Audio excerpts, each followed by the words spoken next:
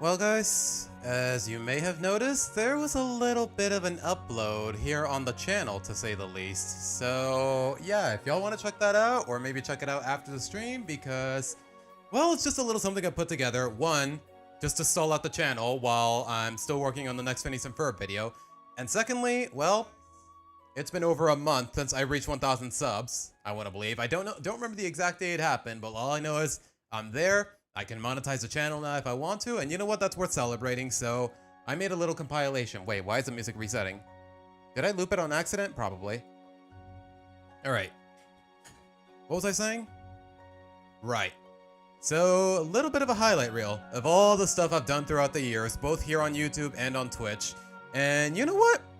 I kind of want to react to it here on stream, just to satiate my own curiosity, see if that didn't look ridiculous, because you never know how stuff goes down in the middle of editing or in the middle of uploading. So, with that being said, I kind of want to react to it here on stream, just for the fun of it. And while I'm at it, is everything working right? Okay, I am on the right tab. But what's up, guys? You know what? Let's talk a little longer before we get into it. Honestly, it feels a little too premature.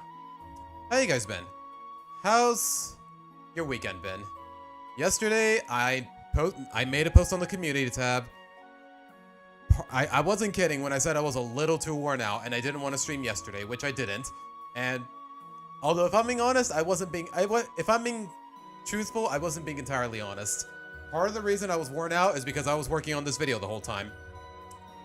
So yeah, I was working on this video, I was getting all the clips, I was editing. Also, even though I didn't work yesterday, for whatever reason, just because I got a work bonus, I have to go to the bank and update my I don't know how you say expediente in English. All I know is I had to update my banking status, something along those lines. It was ridiculous, but you know what? It's done. I didn't have to pay anything, so everything should be good to go.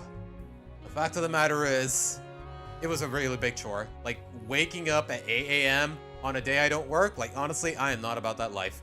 Or having to be somewhere at 8 a.m. when I don't have to work. That is definitely a chore and a half, especially in this country, in a freaking third world country in general. Anyways, here we are, guys, and with that being said, hello, Aura. Welcome to the stream. How you guys been today? How's the Sunday been treating you? It is currently 3:30. I intended to start at 2 p.m. today, but I had to finish editing, I had to make the thumbnail, I had to pretty much set up the entire stream, but other than that, I'd say we are good to go. At least I want to believe so. Yeah, just like last time, guys. Actually, no, not like last time. Today we got a video to react to, one of my own. We're gonna go ahead and try to dabble in yet another tier list. Hopefully. Like, I don't know. I don't even know what it's gonna be. I just know I want it to be Loud House focused, and it's probably gonna be one of the ones we saw last week. And also, we're gonna get to chapter 6 of that one fanfiction. Just so I don't leave it, I don't leave it hanging like I did yesterday. Or the week before that, where last week we only read like one chapter on Sunday, and honestly, even though it's usually 2. But anyways, guys, here we are. And with that being said, I gotta kill the music because we are reacting, so let's see how it went for me. Really? It's 14 minutes long? I could have sworn it was 13, but then again, straight up, I did not record the opening. The opening of this video was the last thing I recorded. So that's probably why it feels a little longer than usual. Well, guys, can you guys hear it well enough? Hold on, let me check the audio levels on OBS. A lot has changed in the past month or so. Most notably, 1K subscribers! Hello, Tails. Welcome to the stream. And to think that a good chunk of this victory is owed to a Nickelodeon show that lacks so much of my respect. Or respect in general. Straight up, if you had told me, even 3 years ago, 2 years ago, that the reason I reached 1,000 subscribers was because of the freaking Loud House, yeah, I would have called you. I would have thought you were crazy. I would legitimately thought you were crazy like 2 or 3 years ago, which is how old some of these clips are going to be in this montage. But you guys will see soon enough. Between holding down a job, trying to be a functional adult, and not being able to work on videos as often as I'd like as a result, it's been a relatively arduous journey for me. Yeah. So from the bottom of my heart, that Gravity Falls video. That 40-minute Gravity Falls video that I made for its 10th anniversary, I'm having a really hard time processing the fact that it's over 3 years old now. Like, it's crazy. how much time flies. I still remember I was on this very PC, editing, rushing it in because I procrastinated too much way back then. Like, I don't know, time flies, man, to say the least. I had a completely different mic, by the way, so if my voice sounds different in the video, you guys will understand why. Thank you to everyone who made this possible throughout the occasions. All 1,346 of you, as of this recording. So, to commemorate the occasion, I thought I'd take a look back at some of my work throughout the years, self-reflect a little, and maybe let the people coming in get familiarized with what I do here, because, well, it wasn't always just hour-long Loud House videos, to say the least. Bro, the fact that I... Okay, to be fair, hold on. Familiarized with what I do here, because, well, it wasn't always just hour-long Loud... The fact that these videos are well over an hour long, almost an hour and a half. Like, honestly, that is just... A year ago, this would have been a crazy notion. Like, I knew I wanted to make a best and worst Loud House episodes video, but I thought that would be like a half hour at best, 40 minutes at best, 40 minutes tops. But now? Okay, to be fair, the reason this one is so long is because the whole Sam tangent. But here, I'm genuinely surprised that I don't know, man. How are these videos so long? It's the freaking Loud House. What is there to think about? But you know what? Here we are now, and you know what? I guess ultimately I answered my own questions already, so here we are. Hello, Jorge. Welcome to the stream. And maybe it won't stay that way.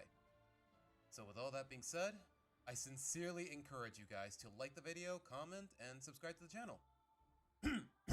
Please and thank you. Yeah. Those of you watching, there's 4 of you in chat, and if you're not subscribed, then what are you doing here, man? No, seriously, please subscribe. I'm not going to hold that against you, but it'd be really nice if you could. Just saying. Bro, this... Full warning, guys. Some of these clips are like 4 years old, 3 years old. I don't know the exact timestamp. I'm sure wherever it's from an actual video. It's from one of my Twitch streams that are long lost, because for some reason Twitch deletes VODs like 2 weeks after they are published. So yeah, a lot of these clips are more or less lost to time, or they just happen to be stored in my computer and my laptop. Wait a minute, what's the catch rate on this thing?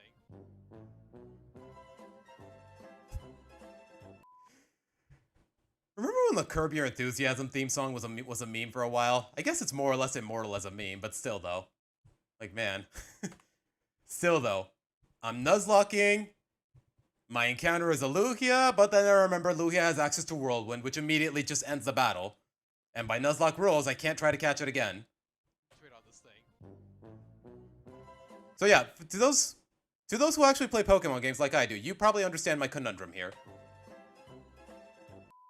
Pacifica Northwest is the worst. And that's not just jealousy talking. I'd say that to her face. I need your help. You're the worst. See? Hold on, guys. Okay, you know what? I'm gonna pause for a while. I'm gonna get off the video for a bit. Hold on. That one simple edit. This one simple edit. Hold on. This one simple edit, just cutting off most of the foreground and writing in the words base tipper. That's straight up. Take a guess how many views that got me. Take a view. Okay, the video already spoiled it, but take a guess how many views that video alone got me. Just think about it for a moment, because whatever number you're thinking, it's probably wrong. The fact of the matter is, this 30-second long video, it got me. You know what? Just take a guess. Take a guess. Take your guesses in chat. This is an actual video somewhere on my channel. Without looking at it, how many views do you think it got me? I'm going to give you guys a few seconds to think about it. Because, honestly, the feedback... You know what? I'm not kidding when I say I owe like half of my subscriber count to this video alone. And it's not even like 30 seconds long. 570,000 views for a 21-second long shitpost, for lack of a better term. Like, it's ridiculous. Over 58,000 likes, over 500,000 views, and here I am. Well, how old is this video? I know it's January, but I forgot what year. January of 2022. It is almost 4 years old, and I owe half of my subscriber count to it. It's freaking ridiculous. Tails, come on. Be a little, you could, okay, come on, man. Can someone please try? Just saying. Anyways. Like, good God, man. You never know where life is gonna take you. You just never know, man. But alright, let's get back to it. If my mouse would work with me instead of disappearing, hello? Oh my goodness, really? Is this what we're doing? Like my mouse just suddenly decided to become invisible. Ugh, jeez. Ah! Okay, hold on. At the very least, I can track it. Hold on. And there's shortcuts for full screen. All right, we're good. We're good. We're good. Is that a 1,000-year door? Roll credits. How many do I think are dev subscribers? I'd say a handful. Probably a lot of them. Like, I don't know. After I uploaded that video, I didn't really do much consistently. When was Gravity Falls' 10th anniversary? That was in 2022, and that was in January of 2021.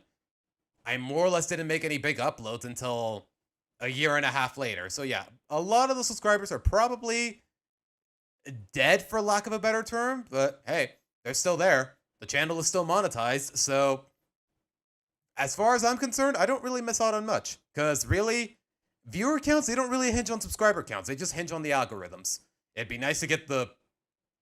Okay, I know I'm thinking too far ahead, but it would be nice to get that 100k subscriber plaque someday. Who knows? All right. Wait. How much did I skip ahead in the video? Good God. Okay, maybe just jump to somewhere else. Hold on. Yeah, we were only at the dipper the clip. You're the worst. See? Queen. Absolute queen. Please trample me. You can trample me with your guard chomp anytime you'd like. And there's me just simping for Cynthia for the billionth time. When was that? This game dropped in... Oh my God. Has it really been 4 years since Brilliant Diamond dropped? Oh my God. Because I remember getting a Switch in 2022. Wow. It has been a very long time. Good God. Trample me with your guard chomp anytime you'd like. If I had a nickel for every time I grew fond of a character I was previously indifferent to, with white hair, a knack for planning, an official gender bent design, and a severed connection with an unholy monster. Okay, someone give my writer a raise. I am still really proud of that writing. Like, honestly, I don't know how it occurred to me. Two characters that I'm very big fans of, they just happen to have so much in common. Like, I feel like if it weren't for this joke alone, all of my Loud House videos wouldn't even exist. Like, I don't know. Like, this really was the spark, to say the least. I don't know. I was previously indifferent to, with white hair, a knack for planning, an official gender bent design, and a severed connection with an unholy monster. Okay, someone give my writer a raise. Intelligent Systems. Creators of Fire Emblem. Developers of Fire Emblem, by the way. A lot of people don't know that. Back when I played Paper Mario on stream. Y'all remember those days? Of course you don't. Most of y'all were not subscribed by that point. But it's nice to look back at my work, to say the least. I do not regret making this video whatsoever. By the way, guys, for those of you coming in, do me a favor, hit that like button. It helps a lot. That's all I'm gonna say. Normally I elaborate a lot more, but let me just put it this way. It helps a lot. Listen to this music, man. Wait for it. Yo, yo, yo! Ah!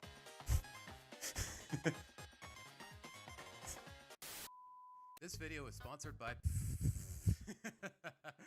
Yeah, I don't have that kind of clout. At least, not yet. Tails, as a matter of fact, I kind of have, more or less. Mainly because... Okay.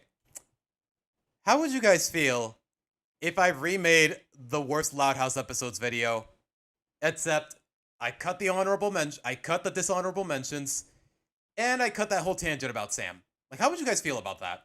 I still stand by what I said, but at the same time, it's a little too unrelated to the title of the video for comfort, to say the least. How would you guys feel about that?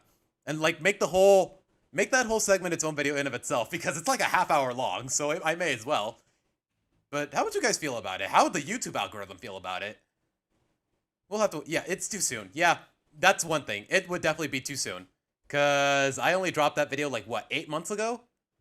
Like maybe at some point in like late 2026, maybe a year, maybe 2026, 2027. Like I don't know. It's definitely too soon.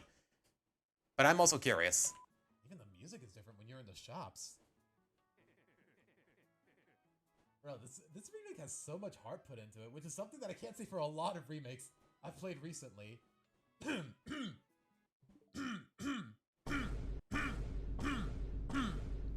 on. Yeah. Paper Mario: The Thousand-Year Door?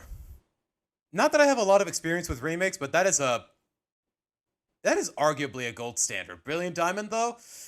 Yikes, what are we doing, man? You had 15 years to improve the game in some capacity, and honestly, it just felt so lazy, to say the least. I mean, to be fair, Game Freak wasn't spearheading it like every other Pokemon game, but still. Yep. Everyone's favorite, diabolical, charismatic, traumatizing, manipulative, masochistic. Wait, what? Woo! Woo! Pain is hilarious! Still the best Disney villain we ever had. Bill Cipher, just... that's all I can say. I love Three Houses as well. Yeah.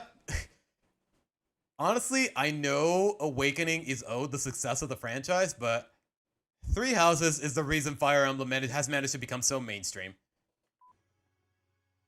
Even more than what it already was. Is that the Thousand-Year Door?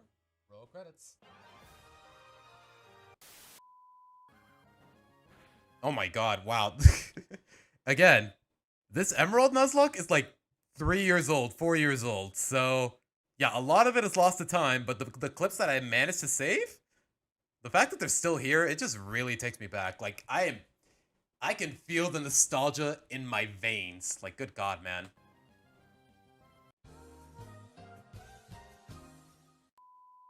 The next day. I'm gonna do what's called a pro gamer move. Oh my gosh. What the? Again?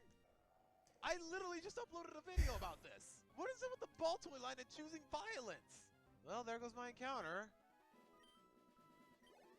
You know what? At the very least, I can make a sequel about that video, but oh my gosh. Straight up. One day, I'm trying to catch a ball toy. It's my Nuzlocke encounter. It literally blows up in my face.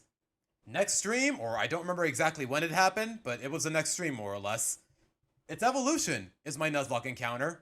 And then, it blows up in my face. Again, like what are the odds, man? What are the freaking odds?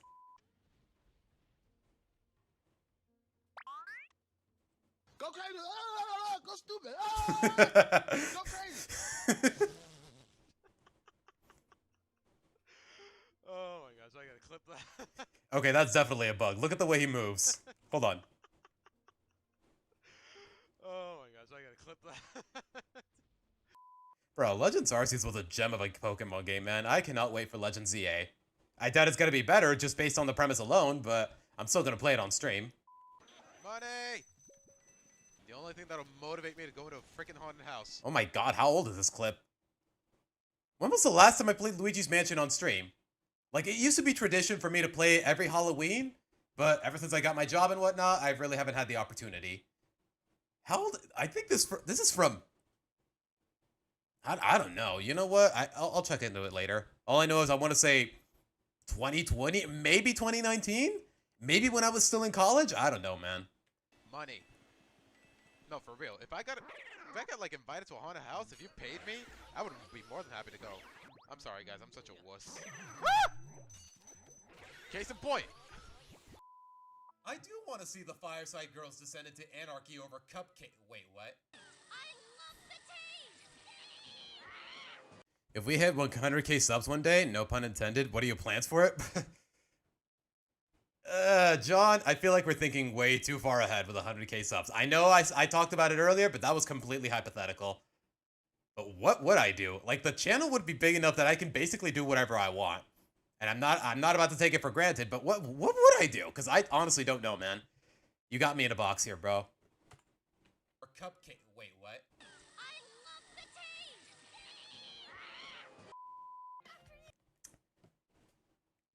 I will say, though, it's a little disheartening that my first Phineas and Ferb video only got like 1,500 views. Like, I guess just being controversial with the Loud House is what rakes in the viewership, because my last Loud House video, it's sitting at like what, 25,000 views?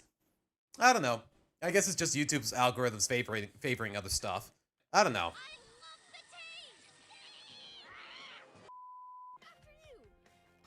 Aw, that's so sweet. They're together at a Valentine's dance. Clyde got to dance with a girl. Even if she wasn't the one he had initially hoped for, she genuinely admires his courage from that endeavor anyways. And all things considered, they seem really happy together. You have to wonder what this will mean for Clyde in the future. It's gonna be interesting to see her interact with Lincoln and the rest of the... We never see them together again, do we? This still bothers me. This still bothers me. I know it was 5 seasons ago. I know it was God knows how many years ago in the Loud House, but this still bothers me.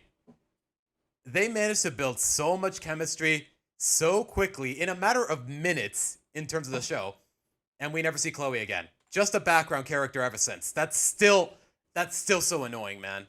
Lincoln and the rest of the... We never see them together again, do we? Lisa realizes through her that there is a purpose to have... Tails, I have no idea who that is, but thank you for the encouragement. Having friends that shouldn't be pragmatic or utilitarian, and it kicks in for her through the mere offer of a cookie. God damn it, this is too cute, man. It's too cute. It's disgusting. Straight up. This episode alone, like, Darcy's a really charming character throughout the series, especially now that they're using her a lot more often in the later seasons. But this moment alone, Darcy went from a C-tier character to an A-tier character. Actually, we already made a tier list like 2 weeks ago about ranking all the Loud House side characters, more or less. Cute, man. It's too cute. How about 2K subs? What are your plans for that? No pun intended? What do you mean, no pun intended? Sorry, I meant to say look him up at your own risk. Maybe after this video, Tails. No, you got my curiosity, to say the least.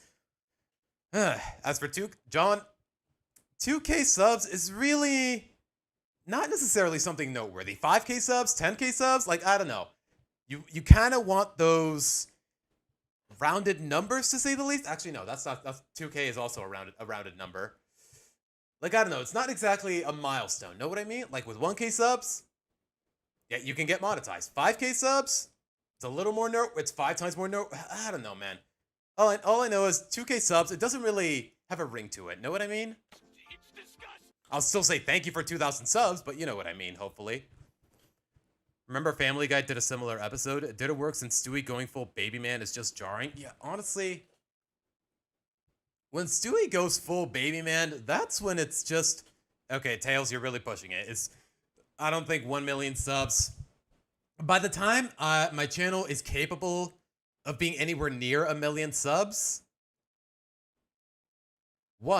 hopefully my life will be a lot different in the sense that I have my own place, I'm hopefully married, like, I don't know, hopefully my life will be a lot different to the point where I'll be retired from YouTube, more or less. Like, I don't know. Like, if it's realistically achievable at any point, then I probably am not going to concern myself with it. We'll see, though. Only time will tell.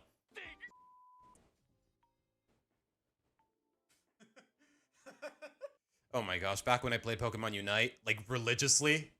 Oh my goodness, those were dark times in my streaming career, for lack of a better term. You can't even call it a career. That'd be a stretch. Nah, not Pollo Loco and Pollo Feliz. Some of these usernames, man. Like, the fact that I'm just casually queuing in ranked and I've run into, like, for those of you who don't know, Pollo Feliz is it's basically the Mexican KFC, but instead of fried chicken, we have grilled chicken. So, the fact that I see it while I'm queuing in an American server, it was definitely very jarring when it happened. Would I choose another session of Gravity Falls session? Would you choose another session of Gravity Falls or another session of K&D? What do you mean, Jorge? What do you mean? What do you mean by that? Like another Gravity Falls video, or I don't... Bro, name a more iconic duo. These names, man. Even with how bad the Casagrandes was more often than not, sometimes really bad, Okay, never mind the stereotypical plot lines, the overrated Mexican actors. Not you, Danny Trejo, you're cool. I stand by what I said. Eugenio Derbez, George Lopez, kind of overrated. And also, they did not. They were even if I thought they were funny, they would not be enough to salvage this show, man. And Spanish shoehorned into every other sentence. Bro, imagine rehashing the premise of the worst Loud House episode, and it's twice as long.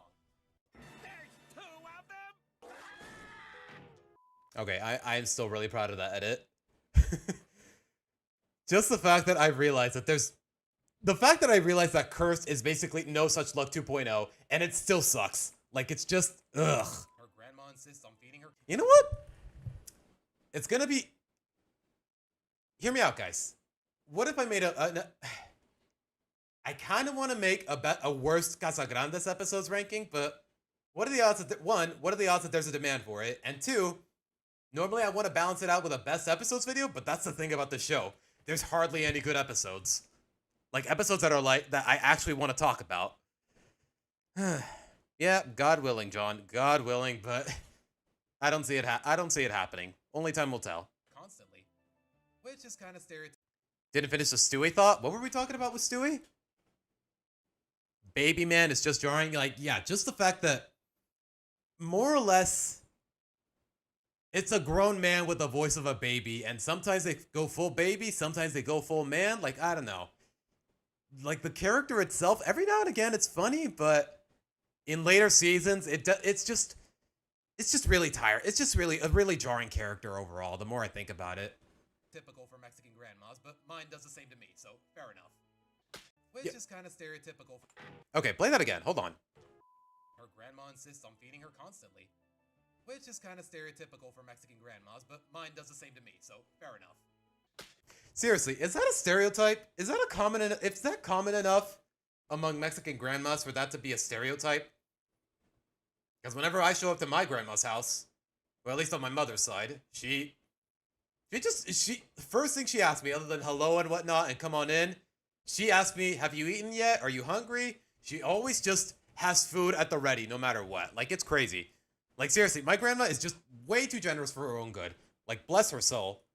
I am very grateful that she's still alive, and she's still very hardworking and whatnot. Like, seriously, she's just so... I don't know. The way I would describe her, not to disclose too much personal information, is that she's just too generous for her own good. Like, straight up, if I wanted to go to her house and spend the night there right now, she said, okay, cool. Don't even have to give me a heads up. She even gave me the key. Like, I love my grandma. Gee, how will the girl that loves her... They're pretty adequate rated? Well, if you ask my Mexican ass, I don't think so. Well, you know what? Let me put it this way. George Lopez, even with all the times I saw his show get rerun at Nick at Night, even despite the fact that I was like 10 years old, 12 or whatever, I just never thought he was funny. Straight up. I'm probably the only Mexican in history who has ever said that. As for Eugenio Derbez, maybe growing up I thought he was funny, but I felt like I was just too innocent of a kid to care. Boyfriend so much, she coerced her brother into dating a bully, react to the news of him moving away. I can't remember some of their names for the life of me, and some of them don't even have a confirmed first name because they're that underutilized. But hey, at least I know she's Nicaraguan. Bruh. Many months later. Who cares if we literally don't know this character's name? Bro, the fact that there's a SpongeBob time card for this exact context. Seriously, I uploaded that video in January. 6 months later, I happen to have... 6 months later, you could easily word it as many months later. Like, wow. I'm telling you, man, SpongeBob memes go with everything. As long as we know she's Salvadoran, right? And that's actually what I'm considering, Tracy, as soon as we're done here with this video. Probably the best episode, ranking all the episodes from season 1, season 2, or season 3. One of the three, to say the least. Like, I don't know, if I did every season, I'd be here all day, and honestly, I'm not down for that anyways. Not Nicaraguan, as I've come to learn recently. Thank you, comment section. Also, hello. Wow, they really managed to fumble every gay character except the first. You don't have to guess why that is. Attention. Just wanted to... You know what? I got nothing to say there. I think it speaks for itself. Yep, they're all dead except me. So now my Unite move is useless. Whole team is dead. I'm just a healer. the Ripping Ray, Kobe. and I steal it. I am the GOAT! You know what? I kind of. I'm telling you, man. The days where I played Unite fervently, they were dark times in my career, but at the same time, some good came out of it. I made a lot of friends. Hell, a lot of the people I hung out with at Anaheim a couple of weeks ago, if it weren't for Pokemon Unite, well, it'd be a pretty lonely experience, to say the least. But alright. I want to try that one Pokeball I have just for the lulz. I don't know where these Pokeballs keep popping up from, but I'm definitely not buying them.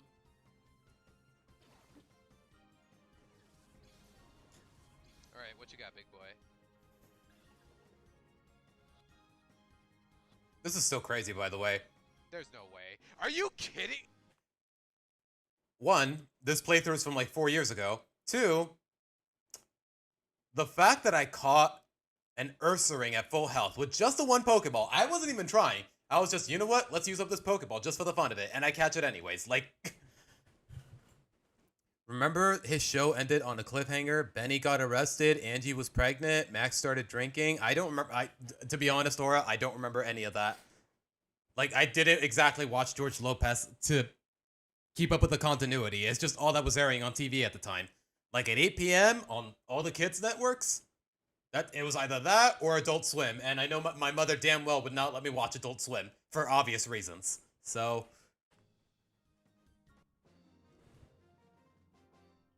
I was joking. wait, did it get canceled? Everyone got fired, all debate, but a new season of Paramount refused. So bad. I guess we'll never know. I was joking. I mean, I'm okay with it, but I was joking. Okay, how many times did I say I was joking in that video alone?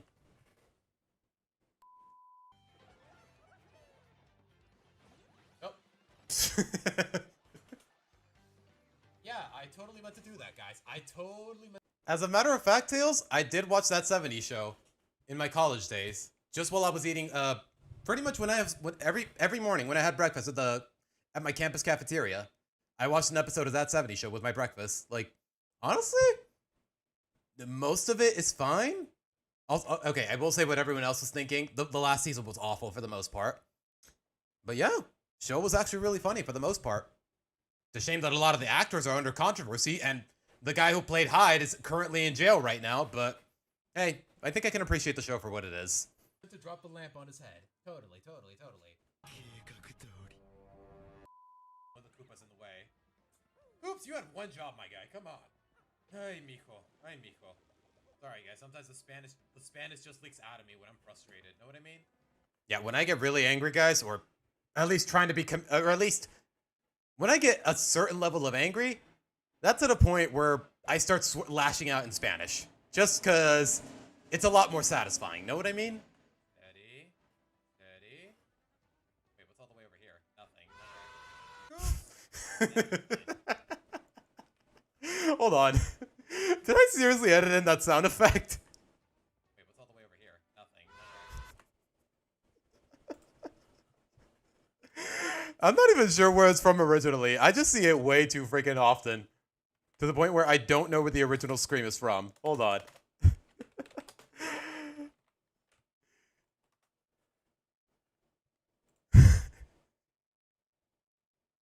Oh god, it's 2 seconds long. Why is it loading so... Where's that scream from? I still don't know, even to this day. Why is it Kirby? Like, how did these memes come to be? Was Larry the Cucumber right?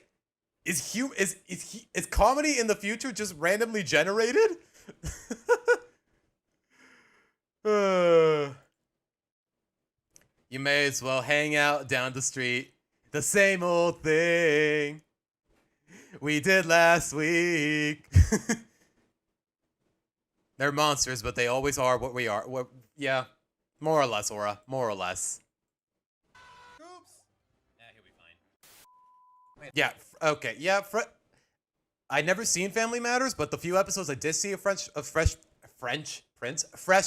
Prince, I actually really enjoyed. Even as Will Smith is kind of a...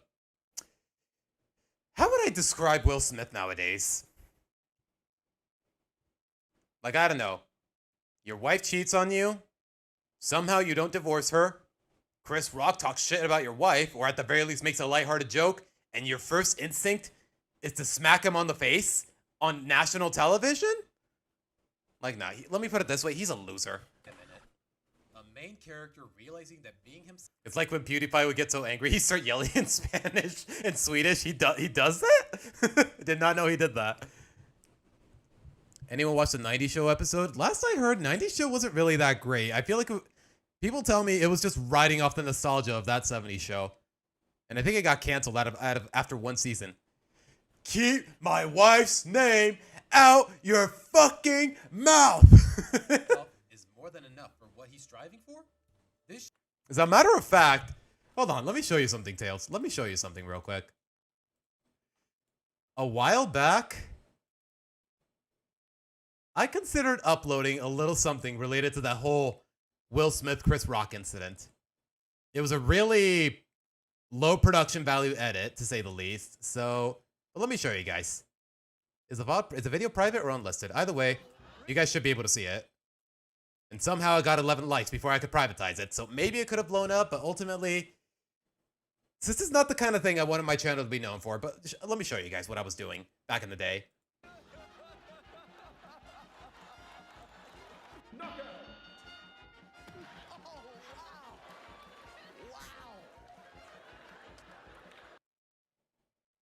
That got kind of uncomfortable. I'm not going to lie, guys. But you know what?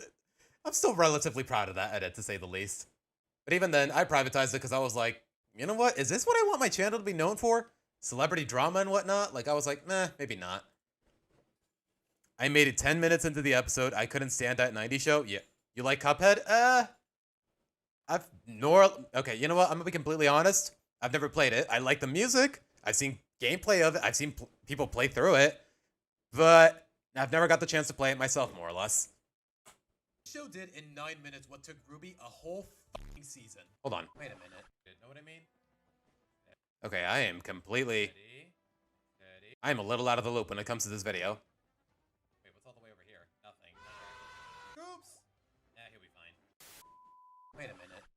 A main character realizing that being himself is more than enough for what he's striving for? This show did in 9 minutes what took Ruby a whole fucking season.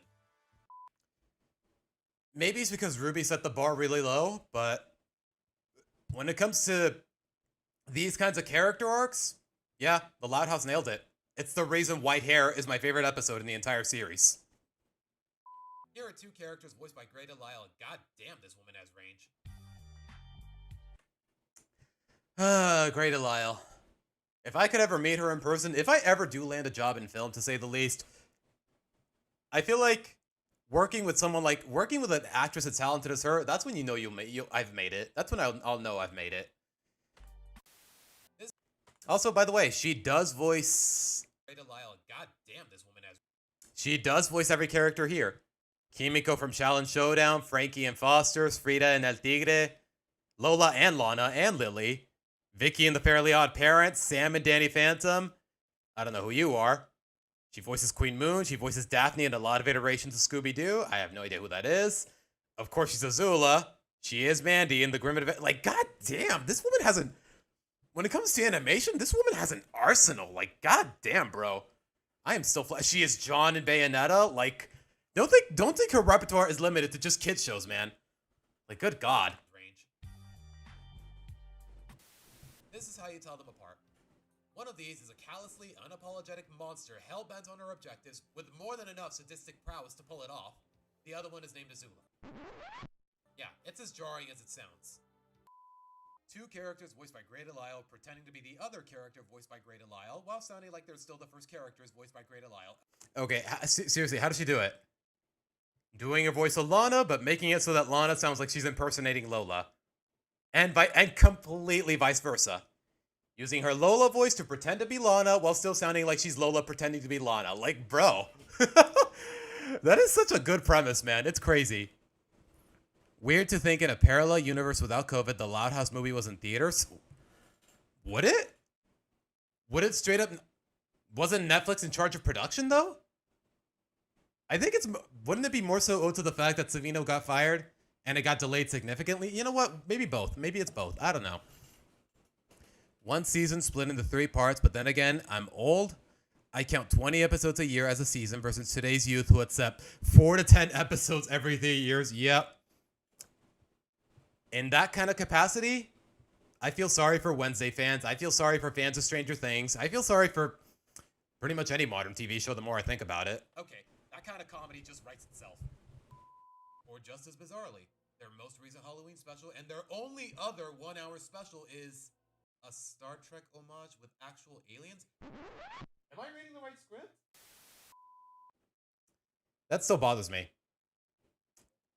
Your most recent Halloween special, the second time they've ever been greenlit a whole 1-hour special, and your first idea for a slice of life kids show is alien kidnappings and whatnot. Like, what are we doing, man? Like, what the heck are we doing? Like, it's just, Lola and Lana sound so different. I had no idea they had the same actor. Yeah, it surprised me as well. Fanships are uncompelling, contrived, or just downright fucking disturbing. Well, except for one. Yeah, I made the mistake of seeing what people think about the Loud House on DeviantArt. Never again. Oh, this is beautiful. I don't regret everything because of stuff like this, but still though, as far this show and DeviantArt, they do not go. They go together like. Okay, I can't think of a good metaphor, but the problem is they do not match whatsoever. You'd think a Nicktoon that manages to keep up in popularity with an immortal juggernaut like SpongeBob would have. Seriously, they ripped off an episode of Goosebumps? There is no way. I guess. I don't know. I don't know what to make of that, man. Ripping off Goosebumps, wasting. Oh my god. This is what we do. This is what we do for Halloween, Loud House? This is what you do for Halloween, Rubiner? Like, my god. Rubiner's the current producer, but the executive producer at the time, as of right now, by the way. At least have some memes here and there, but you'd be wrong. The map is lost.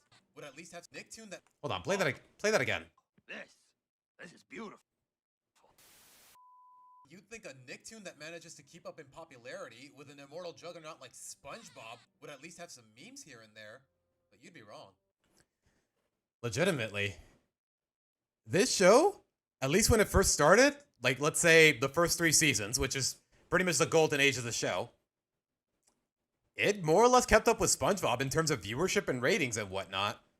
So you'd think there would at least be some decent memes, like people would be quoting it more every now and again, but no. And you know what? I think you can pin it on the stigmas that the show has, even back then, but that's just my theory on it. The map is lost. If only we had that map. But we do have a professor, or, well, not we. Yeah, who's we, girl? I have the map. hold on. Show me that picture again. Or, well, not we. Yeah, who's we, girl? Why does this image make me laugh so much? It's just a we with a bunch of question marks. Like, we? Who's we? Why is this? Is my sense of humor just that twisted? Just that shallow, to say the least? Why does this picture make me laugh so hard? They nerf and belittle Gomez. Yeah, I actually did hear about that. Morticia's in the show straight up says he is a man-child that she allowed. Oh my god, really? Attack of the Jack-o'-lanterns. You know what? Let's look into it, Tails. Hold on. And you know what? While we're at it, let's turn the music back on. Goosebumps. Attack of the... Okay, does Nickelodeon own the rights to Goosebumps? Didn't they publish like a movie a while back? Don't quote me on that. Because I remember Goosebumps was airing on like Fox Kids and Jetix back in the day. Move. Oh my goodness. Ads! The original... Okay, the book is from 1996, but was there an episode for it? Probably not. Like, they didn't cover everything.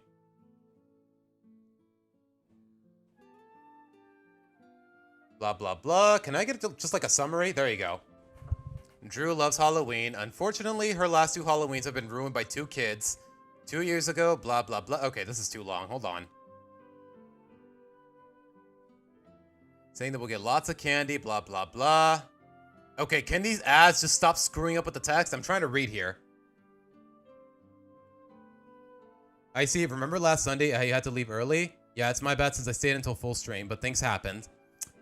All right, it's all good, John. Don't worry about it. Pugsley is turned into a bullied, coward, and cowardly punching bag. Is that Wednesday's brother? Wait, it was Disney Aura? No way. Hold on. What's the fic about? Superstore, you might want to look at the previous streams and you'll have a clue. We'll get to, as far as this stream is concerned, we'll get to it when we get to it. Hold on, let's see. Fake break-in. Halloween party. The two pumpkin heads force the kids to eat candy they already have to make room in their bags. The pumpkin heads get impatient and order them to eat faster, leading Tabby to accidentally smear chocolate in her hair. The children that complain they are painfully full, but the pumpkin heads continue to demand that they eat every piece that they were given. After they make some room in their bags, the pumpkin heads get their children moving again. They leave the street inhabited with pumpkin heads. Sue, blah, blah, blah, blah, blah, blah. Okay, how long is this summary?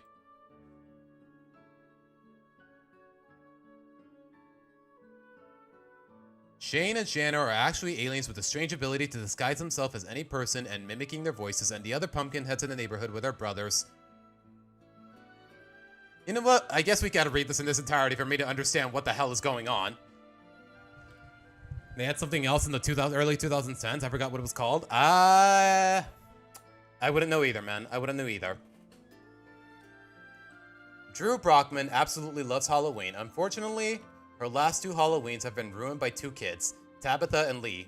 2 years ago, Drew and her friends, Walker, Shane, and Shanna, were targets of a mean prank where Tabitha and Lee staged a fake break-in at a Halloween party. The year after, Drew planned a scary Halloween party, only to learn that Tabby and Lee were spending Halloween at Lee's cousins. What's worse, the fake slime, okay, there's the slime, burned a hole through Drew's couch. Drew and her friends decide to plan a prank to scare Tabitha and Lee straight on Halloween. On Halloween, Shane and Shanna... Okay, I'm not gonna lie, guys. I'm a little too breezy to read all this. Yeah, we're getting a little too off the subject, so... I'll just take your word for it, Tails. I'll just take your word for it. I have the map. She gave it to me, not to you. We?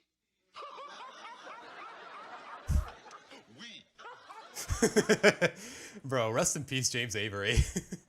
I'm telling you, like I said, guys, more or less I did see a handful of episodes of Fresh Prince, and this is one of them. What do I think about Tumblr? Like the website as a whole? Typical DeviantArt, no better than DeviantArt in terms of cringe and whatnot. But what more can I say? What can I say that hasn't already been said? Wait a minute. A young ostracized American girl of Latin American descent with an absent father and an overworked medical professional of a mom who struggles at making friends and fitting in until she meets someone special with white hair and starts living in a new town? Hey, yo, what the fuck? Straight up, guys, that revelation shocked me. Ronnie Ann? Okay, let me rephrase the question. Luz Noceda is just a rehash of a Loud House character. What does that tell you? Draw your own conclusions. And let me just say this right now. Yeah, Uncle Phil is definitely S-tier father figure character. I don't know how to describe him, but definitely he's up there. He is a very respectable character. Play It Loud is genuinely an absolute banger.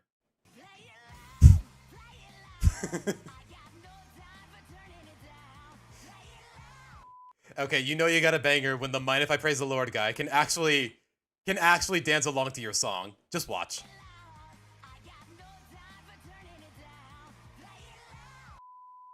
Like, that's basically the litmus test for knowing if you have a good song. This song is energetically catchy. The tour rap surprisingly doesn't feel pretentious or corny. The villain song really makes you hate her, though it more so helps that she looks like the bastard child of Hillary Clinton and Waluigi, and oh god, I can't unsee it. Because for some... I still can't unsee it. For some reason, this show thinks just being quirky guarantees sympathy. Oh, but she's just misunderstood. My brother in Christ, for all we know, she killed her classmate. Yeah, a snake bite to the brain is not something to gloss over.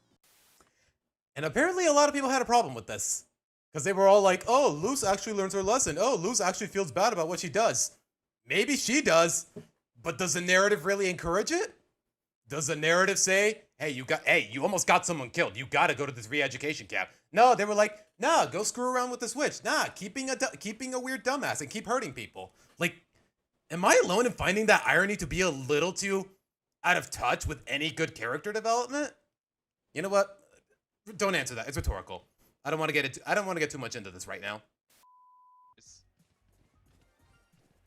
Oh, this. Guys, we are in the presence of perfection. A shiny Bidoof, ladies and gentlemen. That's so crazy to me. Like, everyone loves saying, oh, Bidoof is God. Oh, Bidoof is the ultimate Pokemon. And you know what? I enjoy the irony, but a shiny Bidoof? Like, I'm sorry, that's just a golden opportunity for memes. And it was. I named him Seuss. Like, you know, the chubby handyman from Gravity Falls. Well, guys, now that all of Season 8 has officially aired in the US, although from where I'm standing, it took its sweet time. Seriously, I even watched it in English. What was the holdup? Okay, hold on. Although from where I'm standing, it took it.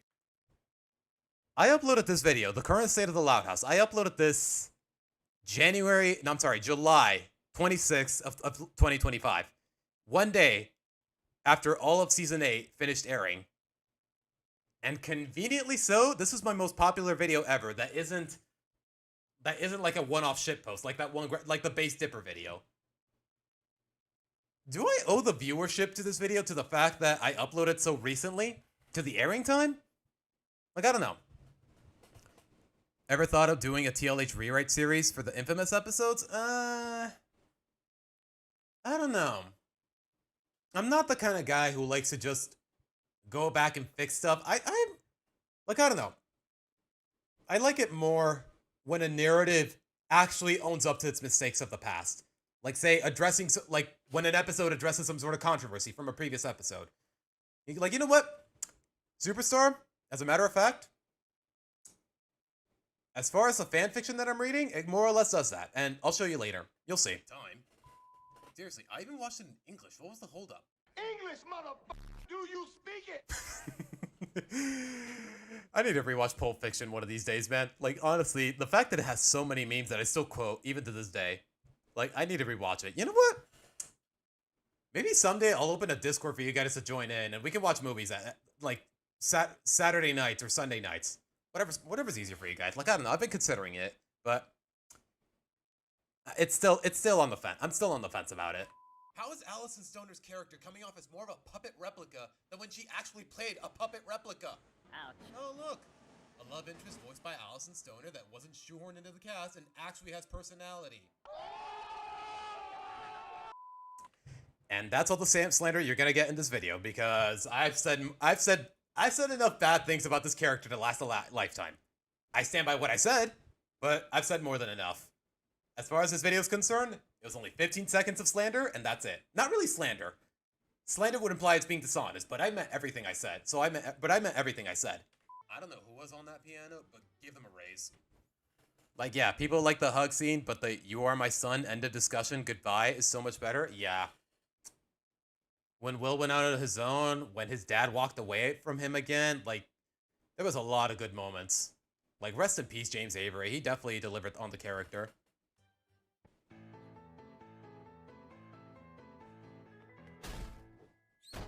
Why, that's no wall, it's a box! Magnificent.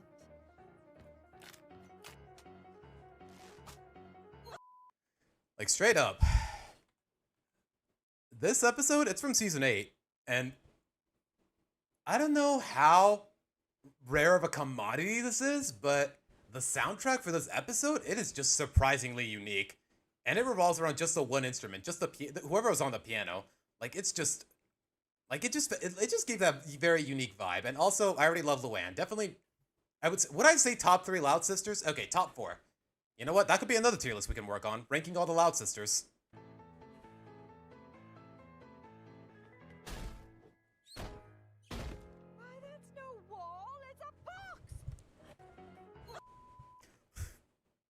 Okay, all all of this came out of nowhere. It's trying way too hard to stand out, and none of it makes any sense. Who wrote this episode? Need I say more? We already know how many times Kevin Sullivan has dropped the ball when it comes to writing for the show. And he's the show's co-producer nowadays. What does that tell you? Wait a minute. If Lincoln never existed, let alone was late to the bus on Stella's first day, which he almost was, does this mean Chandler would have been her first friend instead?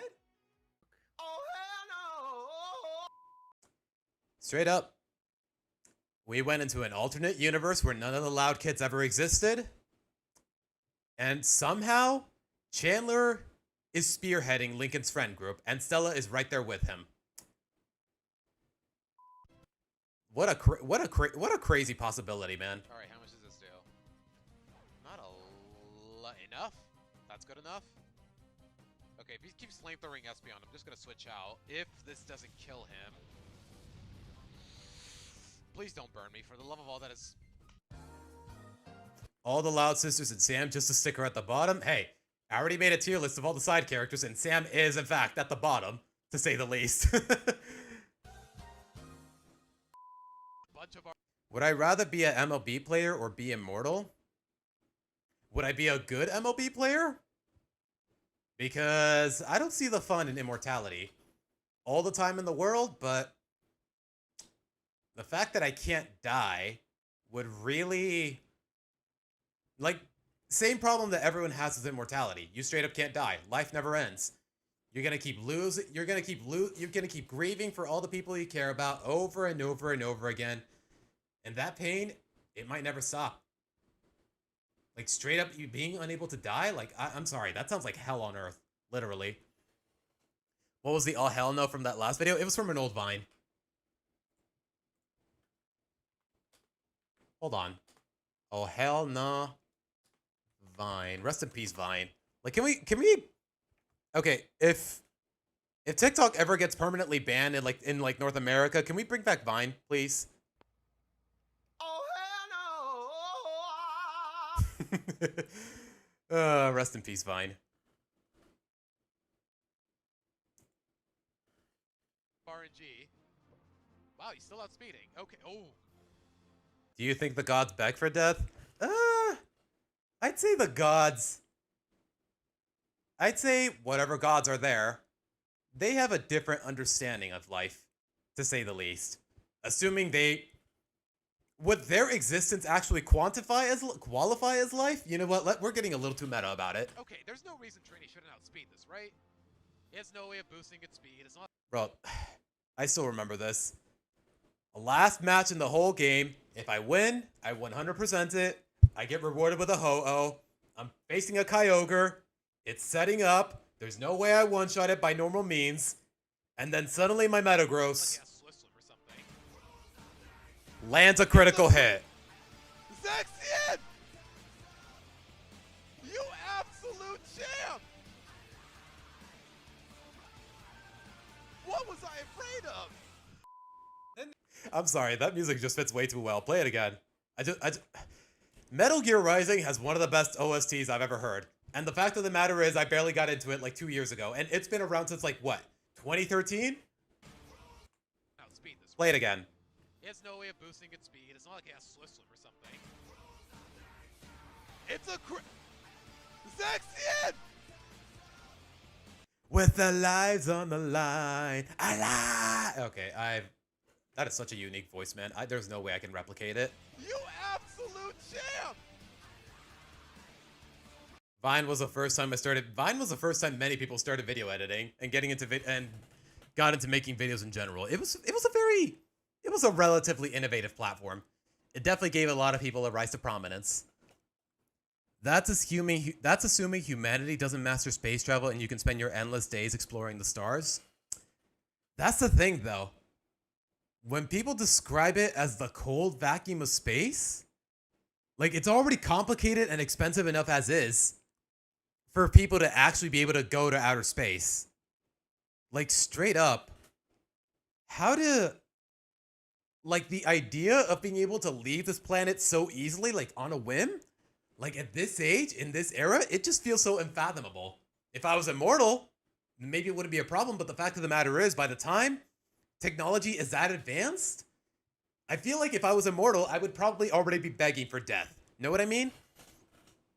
Red sun over paradise. You know what? At some point, I gotta get some Metal Gear Rising music in the background. At least the instrumental version, so I don't get copyrighted. What was I afraid of? Then there's those backdoor pilots that amounted to nothing. I will never forgive Disney for wasting a casting of J.K. Simmons like this. Yeah, remember when Phineas and Ferb had 2 backdoor pilots as episodes? The one where Doof became a teacher, and the other one where he joined Alka as an animal agent. Yeah, me neither, man. Me neither, man. They were really not the worst Phineas and Ferb episodes. There hardly is a bad episode, but they were very forgettable. And on top of that, they never kicked off, even though they cast J.K. Simmons as a very prominent character. Such a talented voice actor wasted, man. Just such a talented actor in general. He's actually won the Oscar for best actor a while back. Only to realize that her mind is... Yes, those are both episodes. They're called Doof 101 and The Alka Files. The OWCA Files, just to sound more clear. Basically scouting for what she's looking for. What she finds in a pop song Lily is dancing to, and aw, look at her little steps. God, is there a single bad or mediocre episode revolving around just this little cutie? Okay, more than one. Okay, I know the bar is really low for babies, to say the least, but yeah, if I ever make a tier list of the best Loud Sisters, Lily at the minimum would be an A, because she is genuinely just that adorable to me. No joke, this is some of the strongest character development I've ever seen in a kid's show, especially in the slice of life genre. No death, negativity, or any sort of touchy subject. Just a subtle but clear amalgamation of our protagonist's thoughts, feelings, history, and ambitions. All thanks to just her introduction. I'm not gonna lie, I'm kind of proud of these lines. I felt like featuring them in this video, just cause, just the background music, the what I said, like, I don't know, white hair just stands in my eyes as still the best Loud House episode we ever got, and I think I described it well enough here in these, what, 15 seconds? Especially just this little cutie. Okay, more than one. No joke, this is some of the strongest character development I've ever seen in a kid's show, especially in the slice of life genre. No death, negativity, or any sort of touchy subject. Just a subtle but clear amalgamation of our protagonist's thoughts, feelings, history. Where would I rank Lucy? You know what? I think we're gonna find out soon enough, Superstar, because I'm honestly not sure. History and ambitions. All thanks to just her introduction.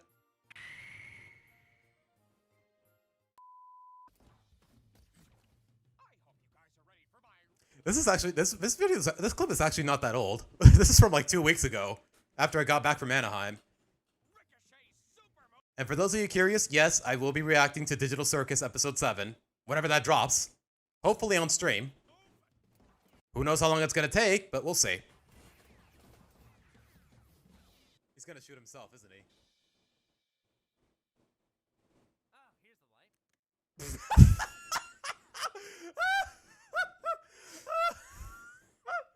Oh my god. Yeah, this is my favorite episode. This is my favorite episode yet. Good god.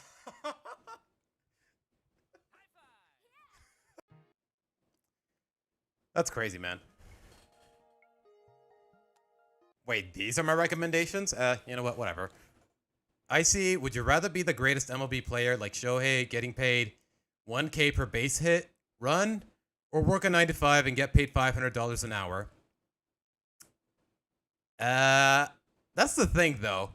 When it comes to being an MLB player, I'm assuming there's going to be constant training, and that's usually going to last longer than a 9 to 5 ever did. And $500 an hour and a 90, my guy, I work a 7 to 5. A 9 to 5 feels like a cakewalk compared to that. But then again, I get Saturdays and Sundays off, and a 9 to 5 I would have to work Saturdays. So would it be better? Okay, obviously the pay is better, but would the hours be better? Do I have to work Saturdays as well? Because normally I don't. I see my name. Yeah, you do, Tails. Aside from losing Ben Affleck as Batman with the cancellation of the Batman trilogy, hate that it took J.K. Oh my gosh, you're right. I completely forgot that they cast J.K.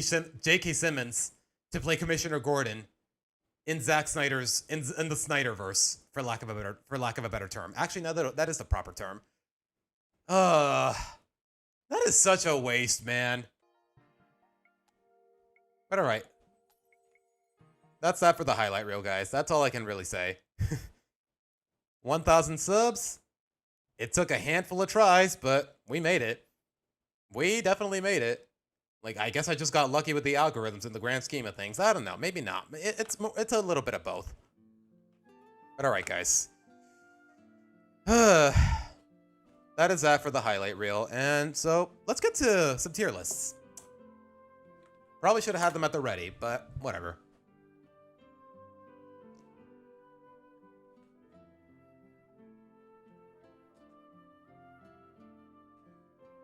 I said we'd do one with all the sisters, but kind of want to do a little more than that. All right, the DCEU. I guess Snyderverse is a bit of a... Is it really a fan-made term? Cue the SpongeBob celebration music. Wait, since when do you... Fine, I'll enable ads. Fine. Get off my case. My goodness, man. Can't have anything in this place. Can't have anything on the internet without having to put up with this. Oh my goodness, man. Have I considered the web browser Loudhouse games? A little bit. Like, I don't know if there is... Can you recommend me any of them, Tails, to the point where I would actually enjoy it? Okay. I said I'd do one with the sisters, and I said I'd do rank at least one of the seasons. Are they already set up for me? I would have to make it myself, because I can. It would just take a while, though. Loudhouse Sisters? Is it all 10 of them? Okay, that's all I need. That's really all you need. I will say this, though, right off the bat. If you've seen my videos, you understand exactly why I'm about to do what I'm about to do. Yep. Lynn is definitely... I'm not like... Wow, I hate this Loud Sister in particular. There's none of the Loud Sisters where I'm like, wow, I fucking hate this character. But if I had to say it that way, Lynn would definitely be at the lowest. So, yeah, she's gonna be the only one in D, because she is definitely my least favorite of the bunch. By default. By default. I gotta clarify that, because otherwise people are gonna get on my case. And there's also the fact that for some reason, and you know what, screw it. Let's open this whole can of worms. For some reason, out of all the sisters that Lincoln gets shipped with, for some reason Lynn is the most prominent, and you know what, think of that what you will. I'm not gonna discuss that any further because the prospect is already disturbing as is. Just think of it what you will.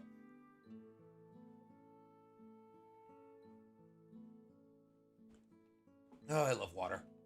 I love vitamin water. I love water. I love water in general. D tier Lynn is expected. Yeah. No such luck. Sitting Bull.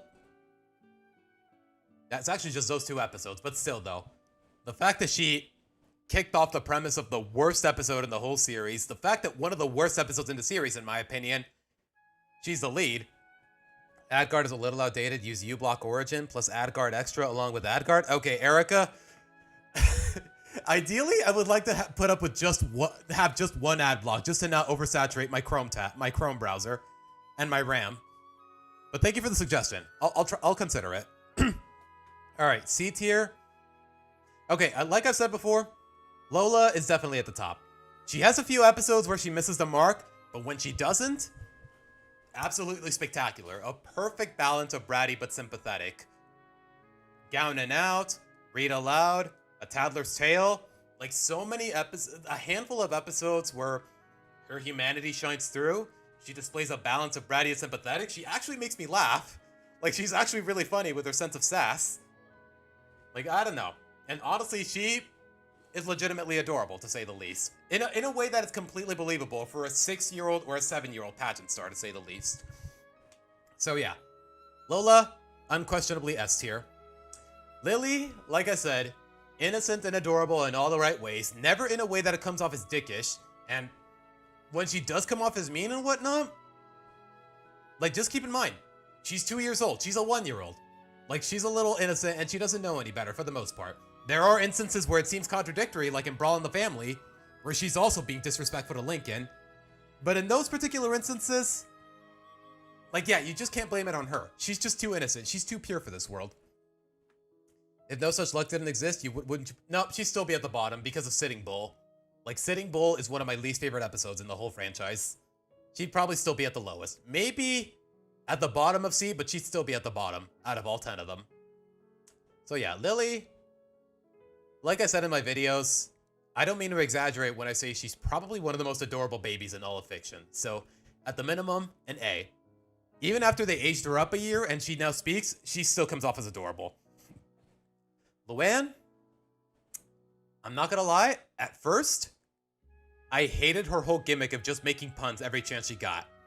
Like back in 2016, like when I saw a couple episodes of this show in my early college days, and I was like, okay, this character is really annoying. Is this all she's gonna be doing? But then I saw more episodes, like when she hired Lincoln to be her assistant, or when she got with Benny. And I was like, okay, you know what? She's really cute, and there's a lot more to her than what meets the eye. She's hardworking, she has genuine vulnerabilities, and as far as the puns are concerned, I thought to myself that I needed to lighten up a little, to say the least. They were tasked to reboot the universe, but kept the cast the same. The illusion... Okay, what am I reading about? Okay. Snyderverse covers the first couple of movies. Man of Steel, Batman v Superman, Suicide Squad, I'm assuming not the James Gunn one, Wonder Woman, and Zack Snyder's Justice League. Then it was Joss Whedon and Jeff Jones' hands, but one got canceled and the other was too busy. They were tasked to reboot the universe, but keep the cast and the illusion of the first movies are important, but retcon some stuff? How'd that play out? How did that play out?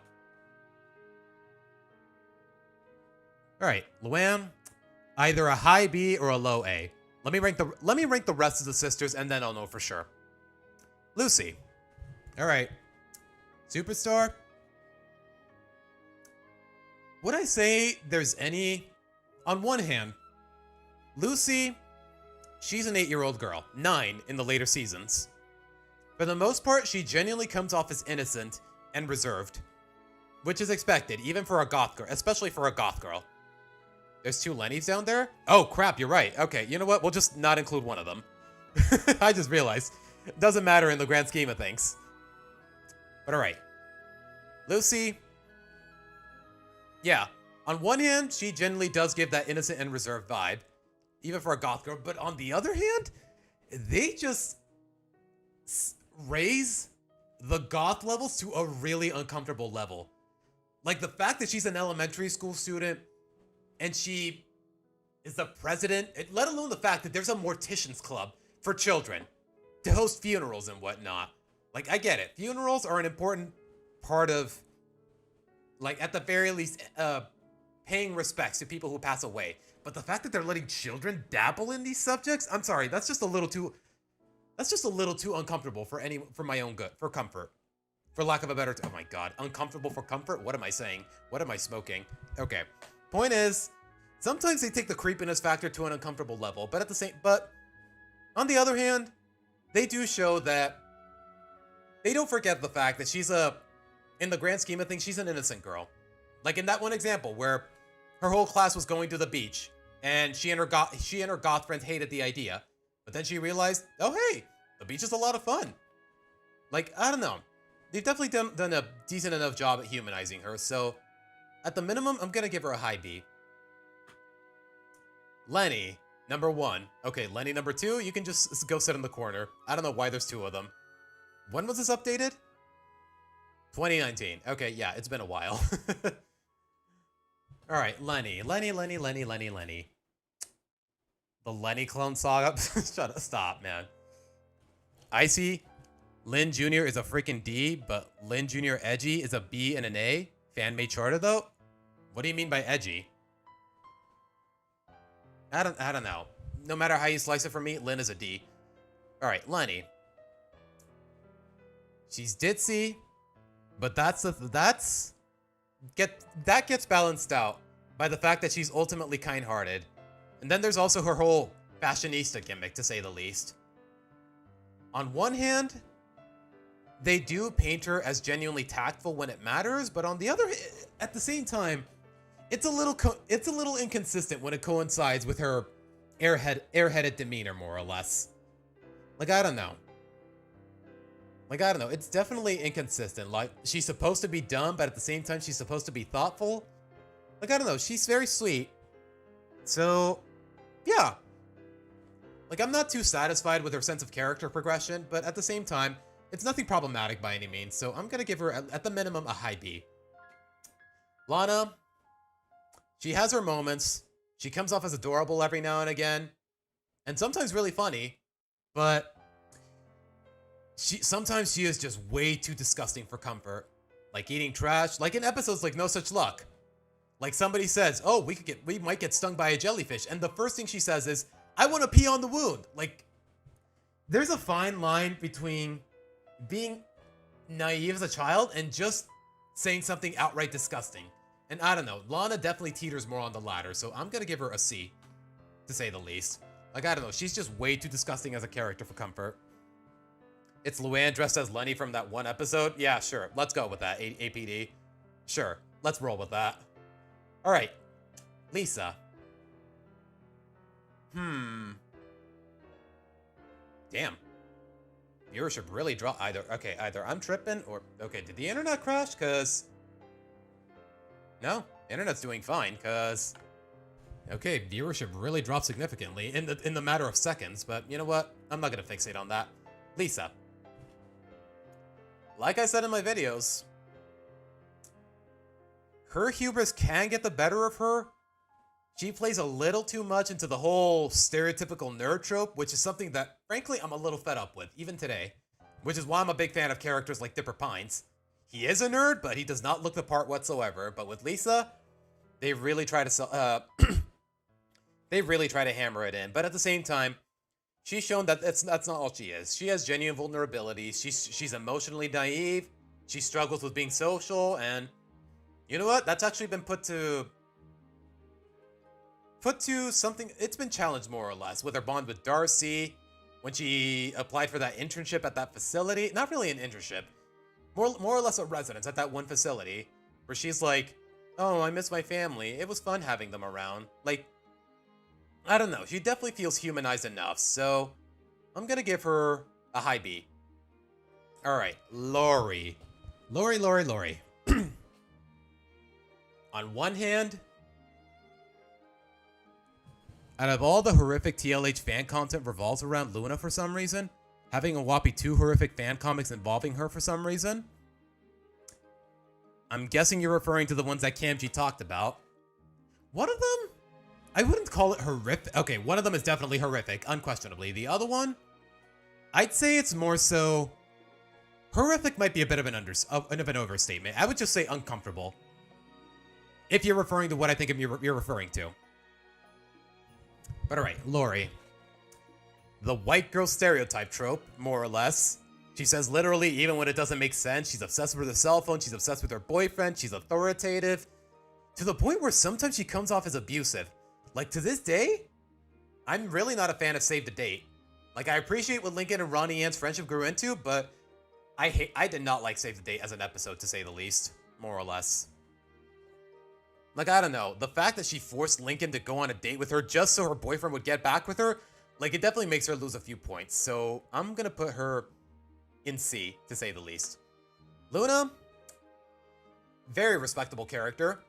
Surprisingly layered. Until you get to her half-assed relationship with Sam. That's it. So, like, I don't know. She's got the energy. She quotes iconic rock songs, which is definitely a plus in my book.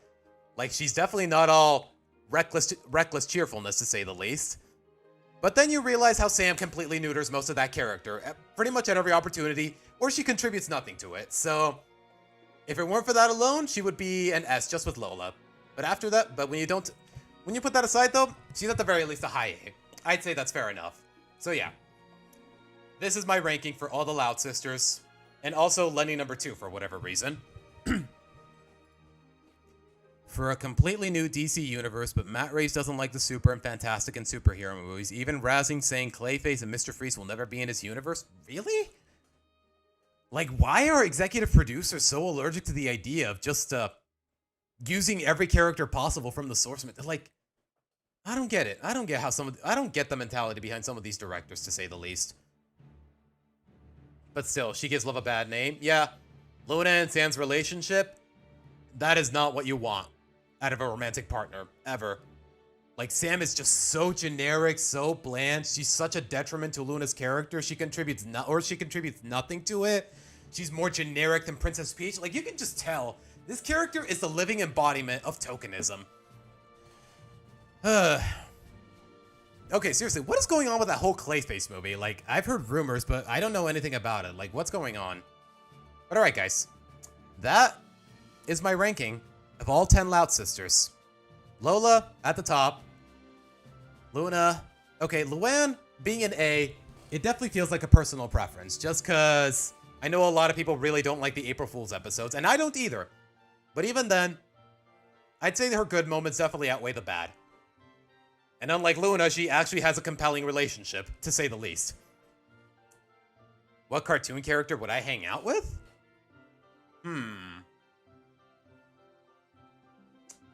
Like, in what kind of context? Would they actually be my friend and whatnot? I don't know. I'd have to think about it, Jorge. But alright. Yeah, I may as well save this.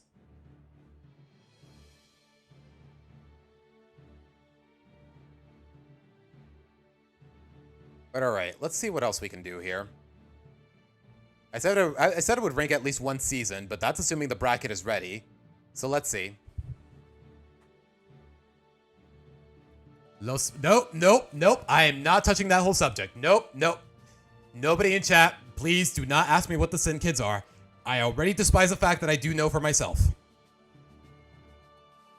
Alright. The Loud House featuring Oliver. Okay, I don't know what this is. Loud House characters, Loud House villains, the family, every episode, whatever this is. Loud House seasons. I'm guessing the seasons as a whole and not the individual episodes. Graphic novels, I haven't read all of them, so, and I probably will never get the chance because it's so expansive. Family Guy and Loud House, whatever that means. We just did this one. Loud House episodes, does this mean all of them? Or is it just a particular season? This looks to be just parts of season 1. Yeah, not even all of season 1. Okay, so not that one. Loud House characters, season 1 tier chart. Does this have everything? Okay, do we really need this many tiers? I don't know. That's a bit of a stretch. Okay, can these ads get out of my way, please? Thank you. Loud House villains? Yeah. What villains? I guess the politician in Save Royal Woods. The villain in the movie. The villain in No Time to Spy. Okay, you know what? Let's see. The mayor's secretary, whatever his name was. I don't even remember his name. Hold on, let's see. What the hell are these? Why is there a... What? Okay, I don't know what this is. I don't know what the hell that was. Can we see the graphic novel one? Let's see. Yeah, I'm pretty sure this doesn't cover all of them, and even then, I haven't read all of them, so... Yeah, I am not gonna be... I have nothing to judge them by. I don't know what of all the segments I've read, I don't know which one goes where, so I have nothing to... I virtually have nothing to judge it by. Loud House tier list. Okay, we got a season 1 bracket at the very least. But let's see. I kind of want to see if there's a season 3 one, because that's probably my favorite season out of all of them. Loud House specials, the shorts, really Loud House. They're all... You know what? Let me save you guys the trouble.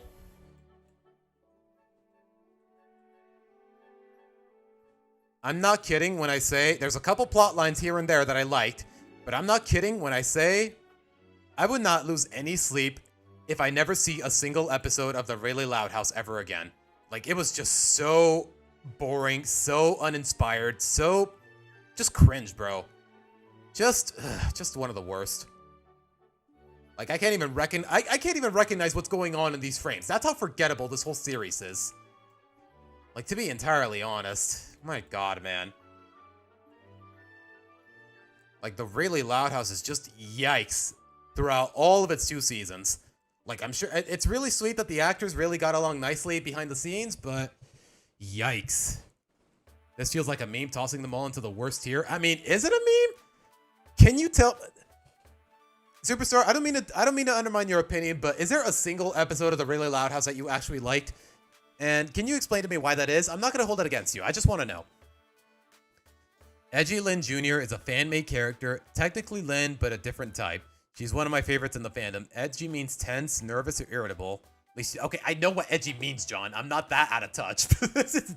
I know what edgy means, but I was asking what you meant by edgy Lynn.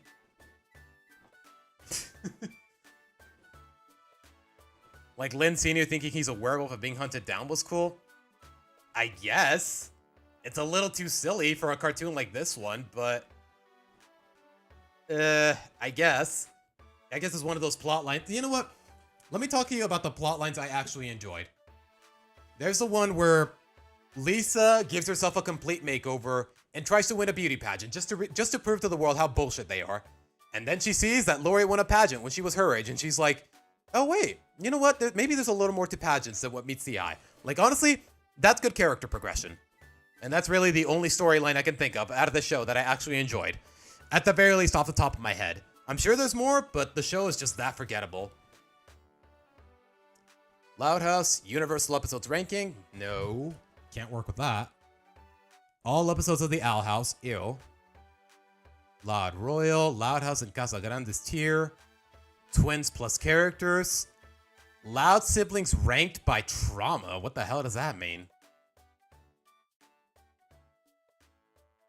What trauma? Like, a lot of these characters are some of these shots aren't even official footage. Pretty sure some of that is fan work. Okay. Okay, I guess we'll just rank season 1. Universe ranking? I don't know what to make of it, man. Yeah, it's a Loud House bad. It's just boring. It likes to pretend that it likes to pretend that it's still a cartoon when the whole premise of the show is that it's not a cartoon anymore. A lot of the characters don't behave like themselves. Like, sometimes it's disgusting, sometimes it's way too inappropriate, even for a kid show. Anyways, I'm getting ahead of myself. You know what, guys? I gotta go to the bathroom, so I'll be right back.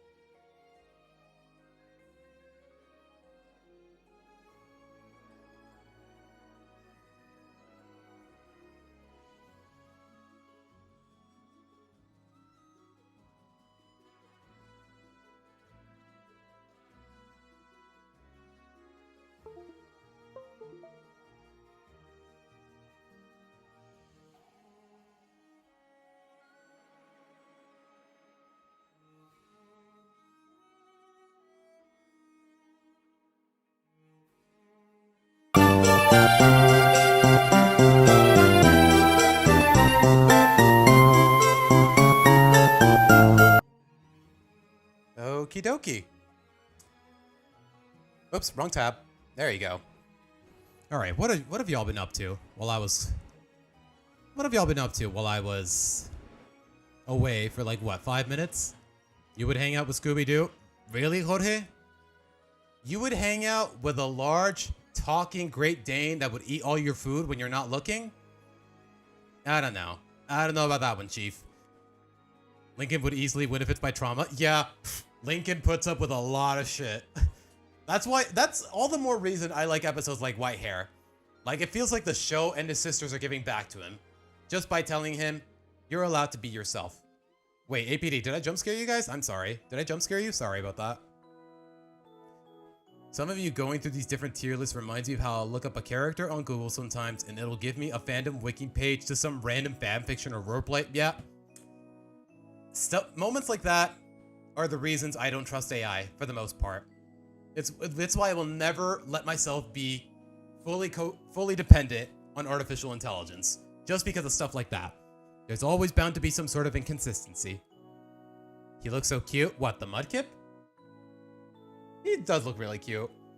I really wish the green screening job was a little better, but yeah, he is really cute. Look at the little guy. You know what? It was more or less unintentional at first, but yeah, Mudkip is the channel. Mudkip is the face of this channel, to say the least. Like, I don't know. Los Hijos de Pecados is created by his Jump Jump. Also, nice update on the We'll Be Right Back. To be honest, John, I more or less always had this at the ready. I just forgot to use it. Like, I've had this green screen Mudkip and the background ready for a while now. I just forgot that it was there until now. I'm gonna be honest, I completely clicked the screen on accident instead of just... Like, this layout, it's called BRB. I had it completely saved I had it saved on the other end of the screen. And I could have just, I just forgot to do this. And the moment I saw BRB, I just clicked this the moment I saw it. Even though I could have just as easily done this. Like, I don't know. It was just completely impulsive. Me discovering that background was a little too impulsive. Let's see.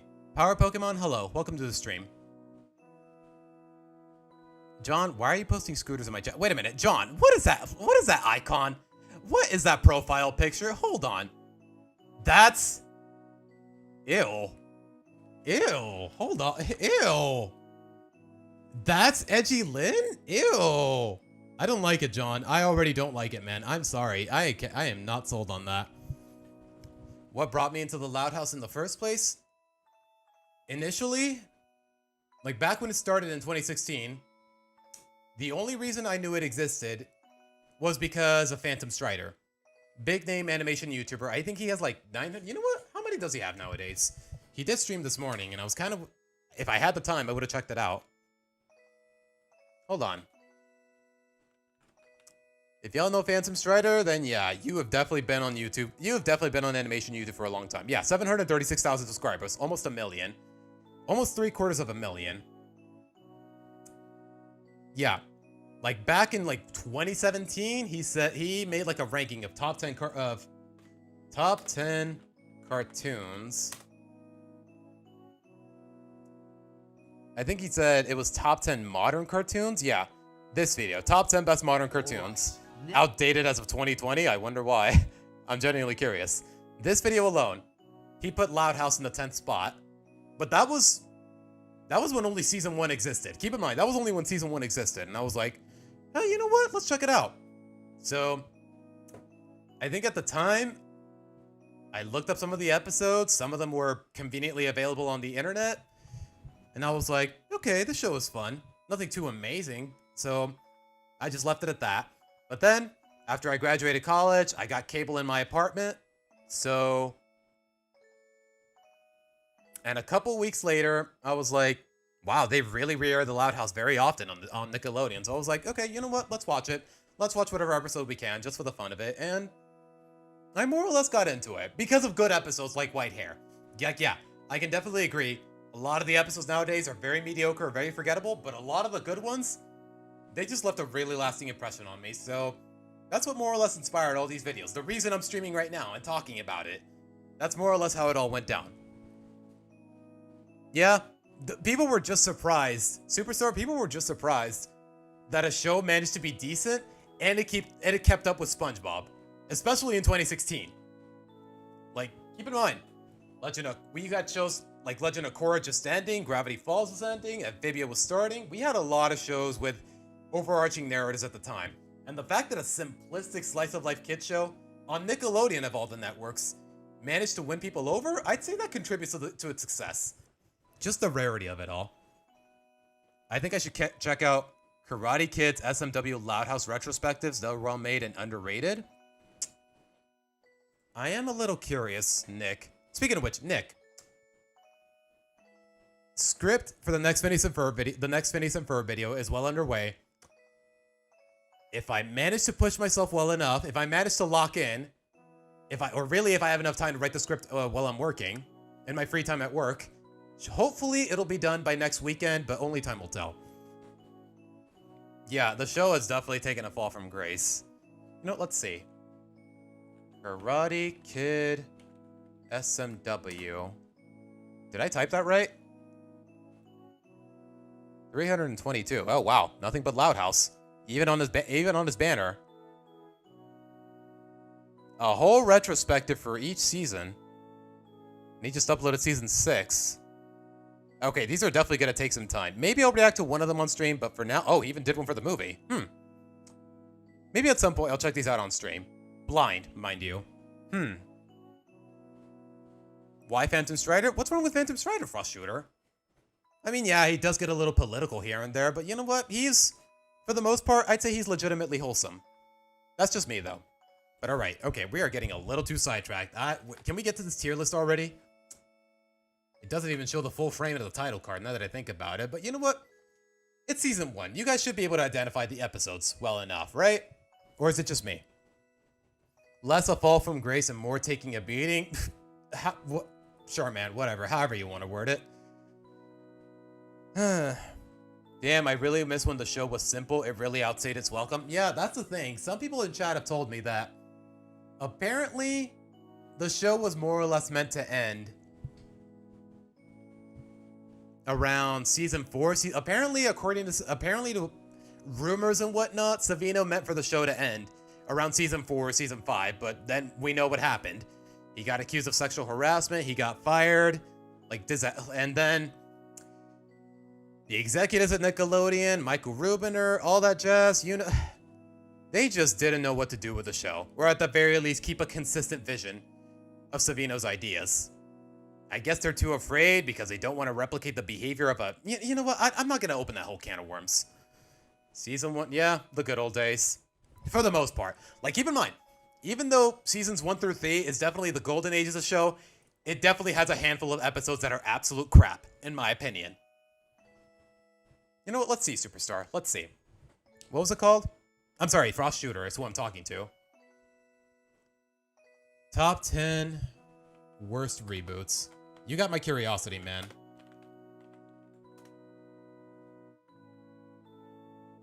What's wrong with this? Yeah, Teen Titans Go, the Powerpuff Girls reboot. What else is here? Alright. Assuming this is the one you're referring to. Quack Pack, yeah. 2016 Powerpuff Girls, sure. Ghostbusters Dark, never heard of it. Sonic the Hedgehog, hardly ever heard of it. Lunatics Unleashed, oh yeah, that was bad. I have a bit of a soft spot for it because I saw it as a kid on Kids WB, but yeah, I can understand why people hate it. The premise is just so ridiculous. A meteor hits the planet, and the Looney Tunes just happen to become superheroes. It's dumb, but in none of the right ways. The Garfield Show, yeah, very forgettable. Tom and Jerry Kids, fair. Yo Yogi, never heard of it.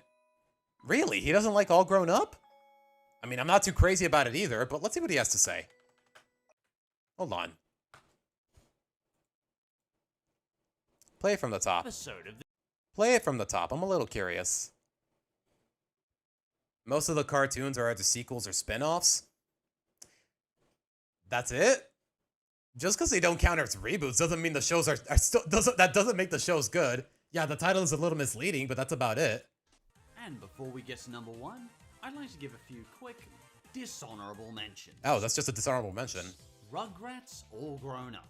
I could personally never watch a full episode of this remake. Well, I realized it would be tough to follow up from the only Nickelodeon cartoon as popular as SpongeBob. How could Tommy, Chucky, Phil, and Lil possibly grow up to be so incredibly boring? Okay, you know what? That's fair. That's fair, I guess. I don't know. I don't mean to look, I don't need to think too much about it. I just don't really I'm never really been crazy about the Rugrats. Maybe as a kid I had a soft spot for it because it was such a popular show on Nickelodeon and I did watch it. I do own the first 2 movies on VHS and the third one on DVD. I do have Go Wild on DVD, but as an adult, I really don't care about the Rugrats. But all right. Can we get back to the tier list, please? I feel like we're getting a little too sidetracked. All right. Get the message. The one where Lori accidentally wrecks Lincoln's VR system just because she's too busy talking on the phone. Lincoln lashes out at her through a message, and then he has to get it back. I don't know. Not a bad episode. And honestly, I really like the twist that Lori bought him a new one to replace it.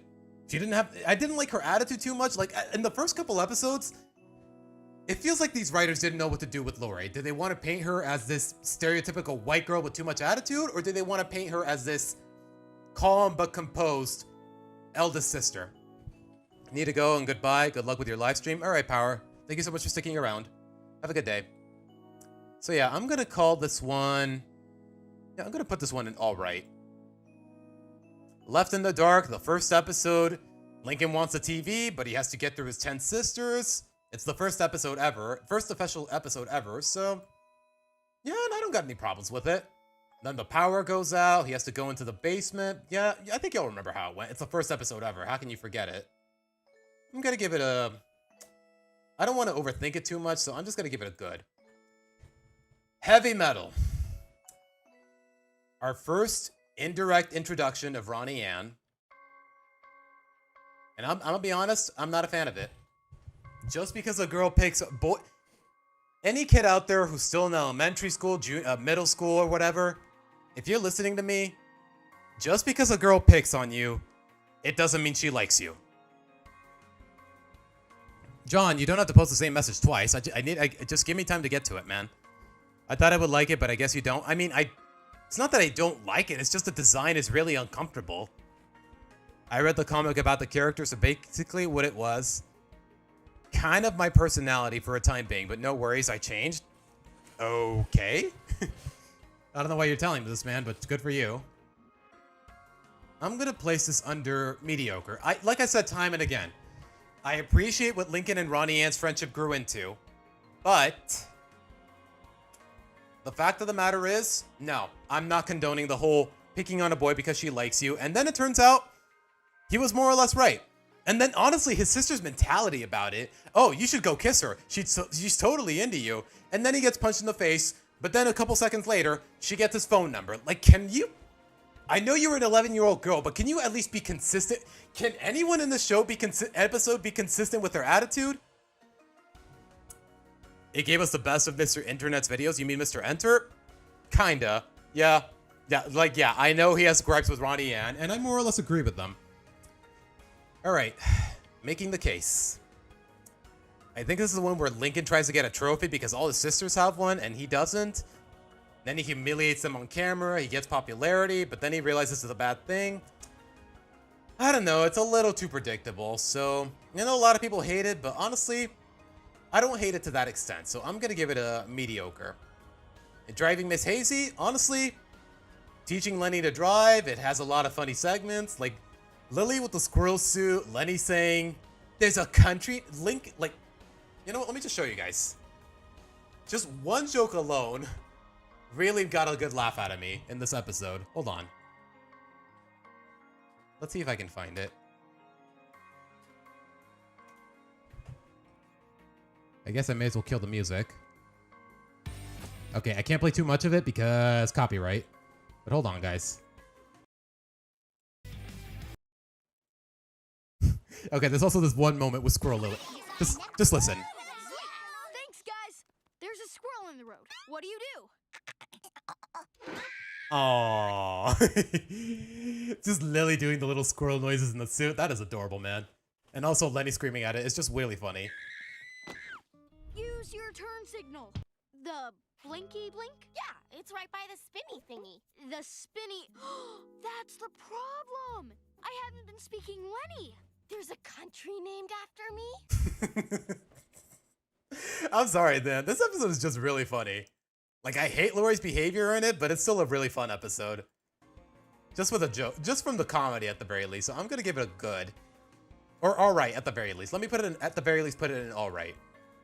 No guts, no glory. Like I said, it feels like these writers were not sure what to do with Lori. On one hand, sassy, controlling, stereotypical white girl. On the other hand, she's authoritative, but she doesn't revel in her power, to say the least. Like, this is the one episode where the parents are out and Lori's in charge of babysitting. All 10 of them.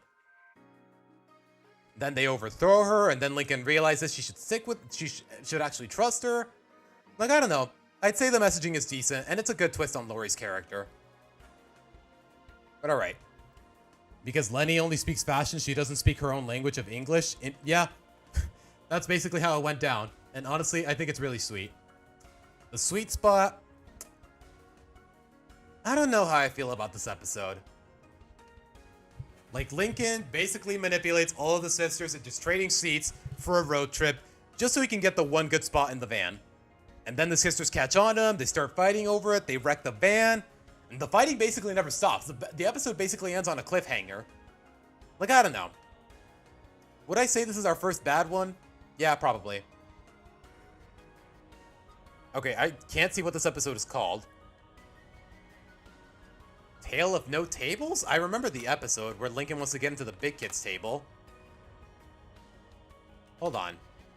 Tale of No Tables, The Loud House. A Tale of Two Tables, there you go. Sweet spot is just selfish. Yeah, just for the dictator fit alone. If we ever get another TLH rep in All-Star Brawl, it should be Lori. Just for the dictator fit alone. Okay, straight up, guys. If we ever get like a sequel to another sequel to All-Star Brawl, we got Lincoln and Lucy, although Lincoln got cut in the sequel for whatever reason. Who would be the next character from the Loud House that should be in the next Nick All-Star Brawl? Who do you guys think? Just genuinely curious. Lori's honestly not a bad choice. But if I'd say if it had to be anyone, it'd probably be Lynn. I don't know. It's my least favorite character of the bunch. Like, my least favorite Loud sister of the bunch, but... I don't know. She just feels the most appropriate. Just her attitude, her fighting capabilities, all that jazz. But alright, A Tale of Two Tables. It had a couple funny jokes from what I remember. Lola, honestly, I'd be down for Lola just because she's my favorite Loud sister. Lori or Luann? How would Luann even fight? Like, with all her comedy props? Like, Lincoln has his yo-yo. Lucy has her scythe and her bats. Luna because of her guitar? Really? Like, I don't know. The thing is, if they do Luna, people are going to be like, oh, our first bisexual character in Nick All-Star Brawls. Like, I would not hear the end of it. Like, I feel like that's the only reason people are going to care about putting in Luna. Not because of her actual character, and y'all already know how much of a problem I have with that premise. But alright. A Tale of Two Tables. It has a couple funny jokes. Like Lincoln's whole hallucination where he's like, where all the sisters are like, there's no turning back. Then he makes jokes. I don't know. It made me laugh a couple times, but at the same time, it's a relatively forgettable episode when you put that aside. So, I'm going to put it in... you know what? I'm going to put it either in low alright or high mediocre. Let's go with low alright. Project Loud House, this is definitely one of those good ones that I definitely remember. Lincoln, he has to make a class project talking about his family. He had a whole diorama, made a cardboard and whatnot. And he just has to get it out of the house safely. And with how chaotic his house is, that's easier said than done. And then at the end of the episode, his project gets wrecked. But his sisters all show up for his project and make an actual life-size diorama, more or less. And honestly, it was really sweet for the most part. So, yeah. When people think about good Loud House episodes from the early seasons, this is definitely one of the great ones, to say the least. Alright. Intense debate. I think this is the one where the family can't decide whether to go to either Dairyland or like a beach resort in Hawaii or whatever. And Lincoln has the final vote, the tie-breaking vote. So all of the sisters start pandering to him. He takes advantage of them. But then in the end, he owns up to it, and they end up going to neither. And, like, they end up going to some sort of camping resort, and Lincoln is serving them the whole time. Like, Lincoln's behavior is definitely condemnable, but at the very least, he does get punished for it. So, I'm gonna put it in all right. To say the least. Low all right or high mediocre. All right. Sound of silence. Lincoln gets noise-canceling earbuds just because his sisters are being too annoying, too intrusive in his room and whatnot. So, I think how it went down is that he pretends to still be listening. So Lola manipulates the situation just to get back at him for being so disrespectful. Like, I don't know. I don't know how I feel about this episode. Like, it shows that Lola is very cunning. You ever gonna make a video about my opinion on the Loud House movie? I mean, I more or less already covered everything I liked about it in my best episodes video. Like the premise is unique. Like Lincoln definitely goes through a character arc, even though I will say it feels unfinished. The villain is boring. Like, I don't know. I have a lot of mixed feelings about it. I used to like Mr. Enter. Like, Mr. Enter is kind of a mixed bag when it comes to his content. Like, a lot of it, like, he's definitely the kind of content creator I can listen to it in the background while I'm at work, and I more or less agree with him for the most part. But every now and again, I don't know what he's doing, man. I don't know what he's doing. Like, y'all remember his Turning Red review where he's like, why? It said in 2002, why is nobody talking about 9/11? Like, what? I was like, what the hell? It's a Pixar movie, bro. You know what? Let me show you guys. Enter. The fact that it's the first search result. Hold on. Hold on. Hold on. Wait. Hold on. So, I watched Turning Red again. How many? Oh, again. Where's the first one? Where's his first review? Wait, did he delete it? There's no way. There is no way. I'm guessing he deleted it. Otherwise, it would have showed up. Woohoo! I just won the lottery! Yes, but 9/11 still happened. Oh my god. Poor guy has been memed to death just for this one take. Turning Red. Hold on. This film takes place less than a year after the September 11th terrorist attacks. I bring this up because it radically altered the culture of the time, in ways that make this movie feel exceptionally ignorant of the time. No.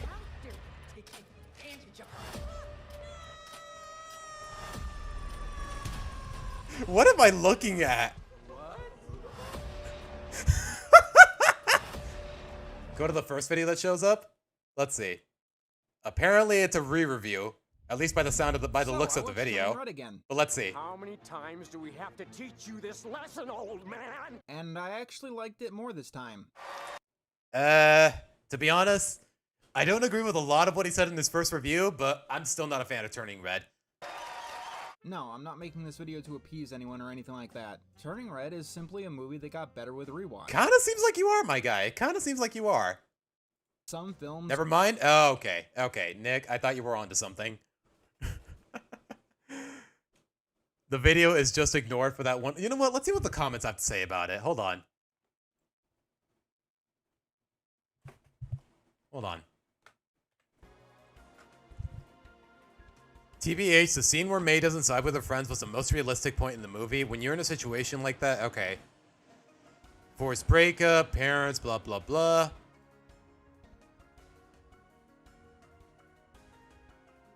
If this does not show that people that enter is learning from his mistakes, then I don't know what will. Not often do you see real-life character progression with fun editing too. Okay, I guess he more or less owned up to the one screw-up. I don't know, is that really worth anything? Like, I don't know. Like, yeah, it's a really crazy take to say, oh my gosh, Turning Red, they should have talked about 9/11. Like, but still, you know what? I'm not gonna overthink it. I don't have a lot to say about that.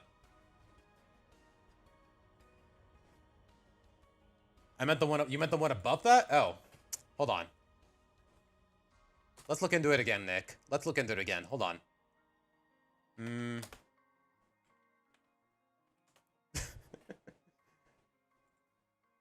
It's just a playlist, Nick, so I don't know what we're supposed to do with it. Okay, it's a stream of a stream. It's a stream of a reaction. We're getting a little too meta there, Nick. So, and honestly, what can I say that hasn't already been said? Like, what?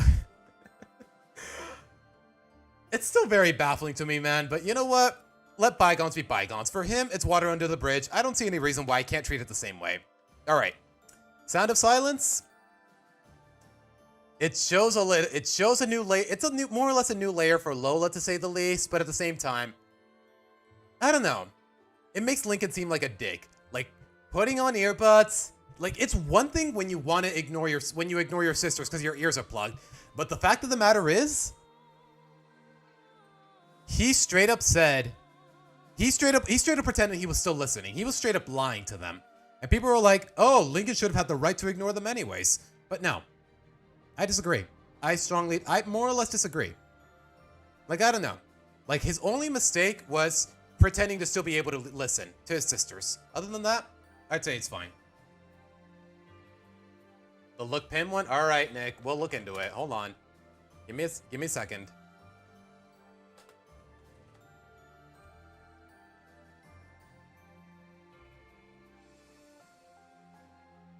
So I watched Turning Red recently. Ah, there it is. There. Wait, here it is. Oh, because it's unlisted, but somebody saved it. Okay, you know what? Never mind. Let's listen to it. Okay, you know what? I've never done this kind of disclaimer before, but guys, like I said, this is all water under the bridge, both for anyone watching and for Mr. Enter himself. Do not take this as an opportunity to go harass him in any capacity. If you will, I will find you.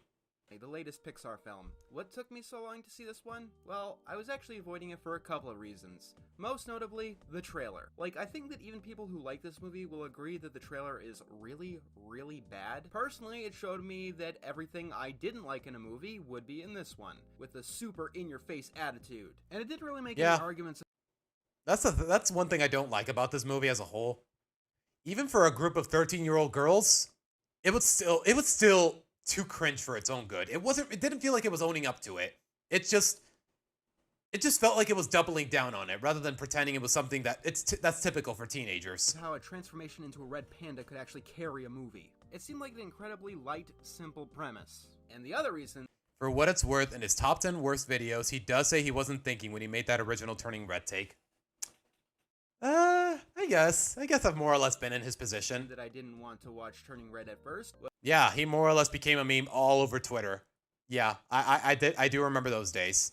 Was because how old is this review? Like, Turning Red dropped in like January of 2022 because I remember watching it the day it premiered on Disney Plus. April 14th. Yeah, about 3 months after the film dropped. I'd have to talk about it, and if I knew I had anything other than super glowing praise for it, we were going to have another Turtles situation. So I watched the film, and I have something other than super glowing praise for it, and now I'm going to talk about it. With the chaos and the drama this movie has caused, it's really tempting to just go one way or the other. Praise it for being shocking and daring and tackling new ground, or to go in the other direction and absolutely eviscerate the film. It's really cementing itself with the Ghostbusters effect. It's not a movie. You know what? I'm starting to see why I never rewatched this film again. The music is forgettable, the characters are cringe, the character growth is non-existent, or at the very least, it's uncompelling. It's a political argument, like Thundercats Roar, High Guardian Spice, or Masters of the Universe Revelation before it, or She-Ra, or I can keep going on. These arguments are largely annoying, and they shouldn't be engaged in on any side of the argument, whether you're a defender or a detractor. If you're a detractor, it elevates the status of the movie and gives it more importance than it really deserves. If you're a defender, you obscure the actual merits of the movie and turn it into a target, which actually does hurt the artists in the long run, and hurts the actual political headway of whatever movement you're arguing for even more. Okay, can we get to the movie itself, please? Describe it. It is the Pixar film that I am the most mixed on. There are Pixar films that I absolutely love, like Soul, WALL-E, or Ratatouille. There are Pixar films I don't like Cars 2. And then there are Pixar films I don't care about, like A Bug's Life or the first Cars. You know what? If there's any Cars film worth forgetting, it's probably the second one. Turning Red is a film I'd probably like if it wasn't for some glaring problems that took me right out of the experience time and again. So Turning Red stars an Asian-Canadian girl named Miley growing up... Miley. Okay. you know what? Maybe for all I know, I'm also wrong with my pronunciation. In Toronto in 2002, where one night she learns that she becomes a giant red panda whenever she feels any particularly strong. Wait a minute. Why did he call her Miley? She throughout the whole movie, I'm pretty sure everyone says May. Whatever. Emotions. This is complicated by the fact that she has an overbearing mother, is going through middle school, and puberty. It's a fairly simple movie despite all the drama, and yet there's a ton to talk about. I'm going to start with what held me back from actually enjoying the movie, and that is May's mother, Ming. I'm gonna be dead straight with you. I hated this character so much. Yeah. This woman was... How do I describe her? Overbearing, but not in a seemingly loving way. Even for a traditionally strict and somewhat stereotypical Asian mother, like, she was just way too much, and not in a redeemable or compelling way. That I thought I would have to stop watching the movie. Ming is a helicopter parent, the type who controls every little thing about their child's life and are super panicked that a slight deviation from their plan will harm their child. So they create this self-fulfilling prophecy, where they hurt their child so much more than the rest of the world could. Every time that Ming was on screen, I was angry. The two most infamous bits you've probably heard of. When she finds drawings of May's crush and drives her down to the store to show the boy in them what... Okay, even for an overprotective mother, that is just way too much. Like, what? Your 13-year-old girl is crushing on a guy, she makes drawings of him, and somehow this is her conclusion? That he's manipulating her? Like, even for was she ever a kid in her life? Like, it just doesn't add up. Know what I mean? In some capacities, I can understand her motivation, especially as a mother. Like, I wouldn't know, I'm not a parent myself, but realistically, this is just excessive. They did. And the other time is when she came down to school unprompted to try and give May menstrual pads without any self-awareness that she was doing it in front of her whole class. There's also a third moment that like, lady, read the fucking room. Really struck me, and that's when May goes to Tyler's party, and Ming was so blind to any possible reasons that May might rebel, especially after the first... Okay, giving Mater his own movie is one thing. The fact that they went with... Just the execution of it all is why everyone hates Cars 2. May's taken for a spy. He keeps telling them, I'm not a spy. They think he's lying. Apparently, he has a bomb strapped to him. Like, what? How did we go from just a cocky racer getting humbled to whatever the hell happens in Cars 2? That's my problem with it. First two incidents, that she basically stops May from seeing her friends. Every time Ming was on screen, this was some of the most uncomfortable a Disney Pixar film has ever made me feel. And need I remind you that this is a film about puberty, in which the problem is solved with twerking. When he says it like that, I hate it even more. I already dislike the prospect, but when he says it like that, it's even worse. Defenders will rush and say that this behavior is accurate, especially in Asian communities. And there's a kernel of truth. Is it, though? To the kernel of truth here. Asian communities are definitely at least stereotypically strict in upbringing. So, pardon my ignorance. And let me put it... I hate to play this card, but my best friend is Chinese, and his mother is an absolute sweetheart. His father, I don't know much about because we rarely ever interacted and he doesn't even speak English. But his mother, absolute sweetheart. And you know what? I could tell she definitely pushed him academically, to say the least. But at the very least, she was a legitimately good mother from what I knew about her, from the times I interacted with her. Is it realistic to take a child's drawing of a crush, drag her down to a convenience store, and confront the person in said drawing in a store full of people? Especially if you are under the delusion that these things actually happen. Like, Jesus, lady, read the room. Your daughter is attracted to this convenience store clerk, and your first conclusion is, oh, he's a sleazebag, he's a manipulator. Like, he's like what, 16? Oh my God. You'd think she'd have a grasp on how teenage hormones work, to say the least. Like, where is she getting all these ideas? What is spurring all these approaches? Despite like, one of God. the drawings being the boy as a merman. Is it really realistic to try and directly give menstrual pads to someone and not leave them with a nerve? Like, some parents are just, at least in movies like this one, they are just so unrealistically tactless. Like, it's absurd. At school, Ming's behavior is too over the top.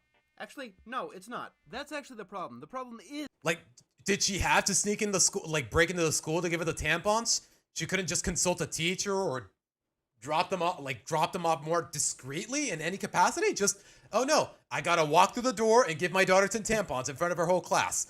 As if oh my God.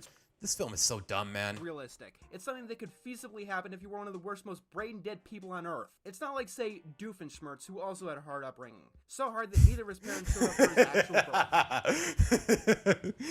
Still one of the funniest Doofenshmirtz moments. If you want to talk about realism, we need to talk about Encanto. This was a Disney film also about generational trauma, which seems to be the theme of the season. Mirabel's grandmother was guilty of pretty much the same things. Yeah. Being overbearing and just having too high expectations out of her whole family.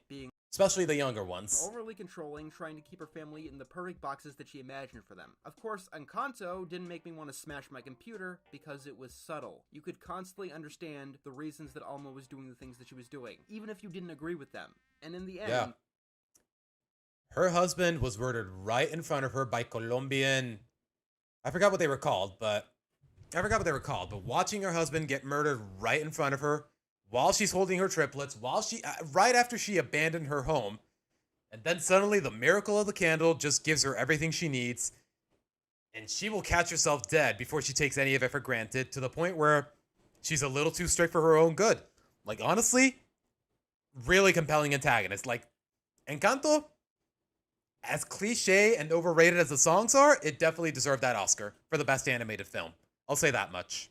You want to see Alma get better, not have her taken away in the back of a police car. This is like trying to redeem Doofenshmirtz's parents and doing it in a realistic way, and have it all heartfelt at the end. This is not a combination that works. Thank you. Ming doesn't come across as understandably or realistically strict at any point in the movie. She comes across as psychotic. Luckily for the film, anytime that Ming isn't on screen, the movie gets a lot better. I wouldn't call it one of Pixar's best, still, but it would have been a tier above something like Onward, which felt a lot like wasted potential. Part of the Ming problem actually comes from the movie. You know, I appreciate the fact that this film, instead of going, like when May turns into a panda, instead of everyone going all, oh my gosh, a monster, run, call the police, they're like, you know what, she's kind of cute. It's really, like, they're more so intrigued than horrified by the prospect. Style. It is a very much in your face. That's the only thing I like about the panda, though. And takes a lot of cues from anime, with even mundane things being shot as over the top as possible, which is a baffling choice if you're making something that's supposed to tell some kind of down-to-earth lesson. This movie really feels like it was made for the TikTok generation. I mean, even though it's canonically set in 2002. Which is very contradictory. It was, obviously. It was released in 2022. But the movie also takes place in 2002. And that creates many problems with the film. Like, I hear some of the slang in this film, like the word besties, and while that term did apparently exist way back when... I mean, it still kind of does, if you... I don't know. Like, I would never use a term with my best friend, but yeah, bestie is still a common enough term. You would not be hearing that in middle school. The movie also overestimates how common cell phone use was among middle schoolers. Yeah. In 2002, 90% of all middle schoolers did not have cell phones, at least from my experience. At the time. It wasn't until the mid to late 2000s when cell phones became a common thing in middle schools. Like, unless the family was rich, even the adults at the time would be using beepers. Yeah. The anime style also feels off due to the time period. While anime did exist in the West, obviously, besides Sailor Moon or Dragon Ball, Pokemon, or Yu-Gi-Oh!, it was pretty niche until like 2005. Yeah. And we started getting tricklings of things like Zatch Bell, One Piece, and so on. I mean, anime definitely was... Did they? You know what? I really don't know for sure, and I don't have a point of reference. There, don't get me wrong, but it wasn't the styling of the time. Speaking of which, by 2002, boy bands were on the way out. That is literally the year that Justin Timberlake went solo, effectively ending the craze for a decade. Yeah. Backstreet Boys and NSYNC, by 2002, it's already an outdated concept, to say the least. 2002 wasn't a very in-your-face time either. It was quiet. It was grungy. Linkin Park was one of the biggest bands in the world. Everyone was emotional. Crazy part is I still listen to Linkin Park. And full of angst. Like, there's one guy in the school who has this emo look, and yeah, that is 2002, right there. The whole movie should look like that. And that's partially because there's an elephant in the room that you do have to realize if you want to say, golly, geez, let's set this film in 2002 for no reason. This film takes place less than a year after the September 11th. Okay. Oh, gosh, here we go. I bring this up because it radically altered the culture of the time, in ways that make this movie feel exceptionally ignorant of the time. Even though, literally, the only reason I can comprehend that this movie is set explicitly in 2002 is because the director grew up in that exact year. Yes, this film takes place in Canada, not the United States, but all over the Western world. Canada, America, the UK, much of Europe, people were paranoid because 9/11 wasn't the only terror attack that had happened. It was the major Okay, but why would you expect this to be addressed in a Disney movie of all places? Like, bro. theme of the decade. I mean, I can understand not wanting everyone to be so fearful, as that goes... Like, it's not real. Like, bro, there's a fine line between being realistic and just straight up embracing reality. Know what I mean? Against the tone that the movie is trying to establish. But then you have very awkward moments if you actually were there and you do actually remember the time period. Like, the moment with Ming, this strange adult standing outside the school with a box. An adult that no one wants to account for, completely trying to obscure her appearance and getting attention of the kids in the school. In real world 2002, she wouldn't just be confronted by the school security. Okay, be real, man. In 2022, who would even be thinking about this sort of idea? Like, okay, you know what? I've heard enough. I think I've heard enough. That's all I can really say. Like I said, guys, this is all water under the bridge. But all right, back to the tier list. Okay, we are getting way too sidetracked with this tier list. I am so sorry, guys. You know what? We had like 12 people in chat like 5 minutes ago. I am so sorry, you guys. But all right. Space Invader. Lucy and Lynn get into a fight. Lynn spends the night in Lincoln's room. Lynn is too overbearing of a roommate, so Lincoln tries to force them to get along. And they eventually do, but they leave a mess in their room, so the episode ends with both of them spending the night in Lincoln's room. Not bad. Nothing I can think of that makes me actually hate this episode. So yeah, I'm gonna put it in alright. Picture perfect. Like I said in my worst episodes video, most of the episode is fine, but the ending and the messaging is a little too inconsistent. Like Lincoln, he just wants a family picture to make for his parents' anniversary, and none of the sisters can stand still for 5 seconds for a picture. So he's like, oh, you can't stand still for the picture because you're being yourselves. Then all the sisters get offended, and then he uses the original picture where they're not posing properly. Like, I don't know. The messaging is just a little too inconsistent. Like, I'm sorry, just standing still for a picture for a couple seconds doesn't undermine your personality in any way. Like, that's all I can really say in that regard. Even if that's what the protagonist tells you. So yeah, I'm gonna put it in high mediocre. Undie pressure. Lincoln, he makes a bet with his sisters. He cannot read comic books in his underwear, while the rest of the sisters can't do any of their usual habits. Lori can't text Bobby, Lana can't play with mud, Lola can't look in a mirror, Luna can't speak in a British accent, Luann can't make any puns. You get the gist. Like, I like the idea. There's a potential for a decent episode, but at the same time, it's a 10 on 1. How the hell is that fair? Like, I don't know. I'm gonna... Like, the ending is not bad. Lincoln ultimately loses, but Lola buys him... Lola buys him the underwear, which is what they agreed they would do. Lola buys him some new underwear, which is what they agreed they would do if Lincoln won the bet, even though he lost. So, you know what? There's a sense of mutual respect among Lincoln and his sisters that really doesn't get explored often. So, I'm gonna give it an alright. Alright, Link or Slim. I think this is the one where Lincoln gets a swimming pool because it's been really hot, and the family has been kicked out of all the public ones.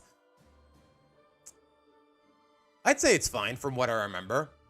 Like, the sisters get the sisters just start hogging up the one-man pool. Lincoln gets angry with them. He kicks them out. And then the sisters buy their own. They buy their own inflatable pool, which is much bigger than his, and they still share it with him anyways. Even though his attitude could have been a little better, but at the same time, he was in the right for kicking them all out. So, you know what?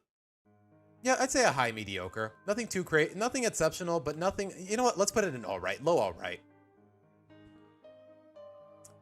Alright. Changing the baby. That's when Lincoln and Clyde babysit Lily, while the parents and all the sisters are away. Nothing too crazy, so I'm just gonna put it in alright. Okay, I'm putting one too many episodes in alright. Let's try to change it up a little. You know what? Let's put I just realized there's a lot more tiers past all right, so I'm gonna put driving Miss Hazy in good. All right,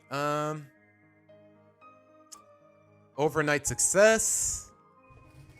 With how sidetracked things have gotten, I wouldn't be surprised if in an hour or so, you're just watching a random summoning salt video about a super specific Mario Kart. That is very specific. Yeah, I am getting way too distracted.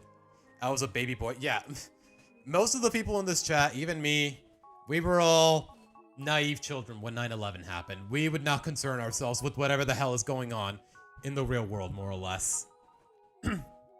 Like the adults would, but the kids definitely wouldn't concern themselves. Alright, overnight success. Lincoln and Clyde have a sleepover. Clyde starts having fun with a lot of the sisters, which screws with the itinerary Lincoln was having, but then she realizes, hey, I have a friend that actually gets along with with all of my sisters.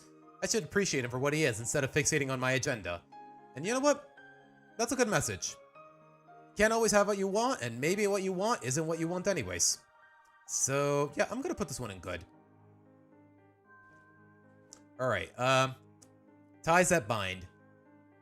Lincoln overhears his parents through the air ducts. He thinks their parents are getting rid of one of them or having one of them replaced. Like, they mishear it. He tells the sisters jump to the same conclusion. And it just gets them to behave and care more about each other. But then it turns out it was all a misunderstanding. You know what? This episode is cute. It's innocent enough, to say the least. Alright, hand-me-downer. Lincoln doesn't like his bike. He borrows Lynn's. He loses it. I don't remember a lot about it, but I remember this episode being fine. Nothing too crazy. So yeah, I'm going to put this in alright. Sleuth or consequences. Let's see. Somebody clogged the toilet. Lincoln gets blamed for it. And since he won't own up to it, he and all of his sisters get grounded. And as a result, he can't go to a convention. So he tries to figure out who did it before it's too late. Then it turned out to be Lucy. It turns out the thing that clogged the toilet was like a My Little Pony comic. It turned out to be Lucy. And turns out that whoever it belonged to, Lori said, like the sisters more or less collectively agreed that they were going to make fun of whoever that My Little Pony comic belonged to. And then it turned out to be Lucy. Then Lucy was about to confess, and Lincoln tells him it was his. It was his, just to protect her. Like, honestly, I thought it was really sweet. So, it's going to be a bit of an unpopular opinion, and no, I did not mean to place it in bad. Like, I know a lot of people don't like this episode's ending, because apparently Lincoln's getting the short end of the stick again, or something like that. But I thought it was fine. I'm going to put it in high alright. Don't want to be that person saying this, but I wish I was were to see it on the broadcast New York, but I wasn't there when it happened, but it's different now when you look at it in clips. Sad though. Yeah. For kids, people that weren't born yet when 9/11 happened, I can see why they take it for granted, more or less. Alright, the butterfly effect. How did this go down?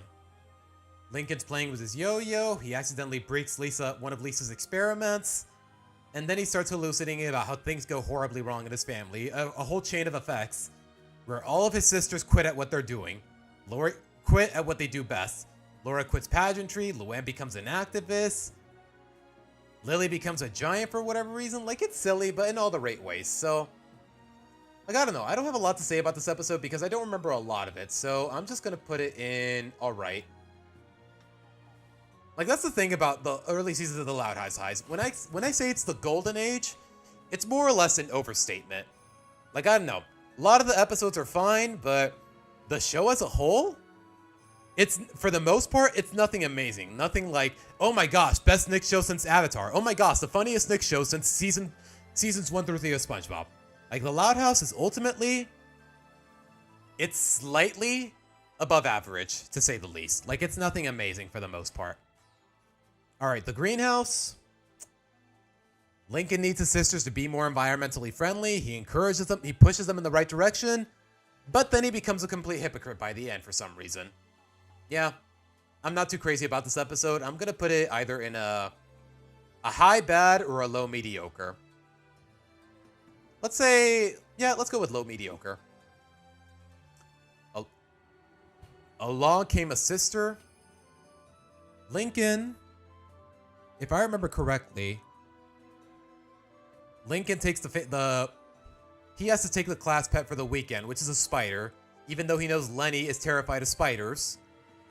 Lenny hires an exterminator. The exterminator gets a little too greedy, but then Lenny realizes that even though she hates spiders, she has to protect this one out of love for her brother. Turned out to be fine for the most part, so I'm going to put it in alright tier. But alright. Chore and peace. Lincoln doesn't like the fact that all of his sister's chores are easier than his, and his is taking out the trash or something like that. So he goes on strike. All of his sisters go on strike too. The house is so messy that apparently Lily is missing, so they work together. Like, I don't know. The premise alone, it just feels a little uncompelling.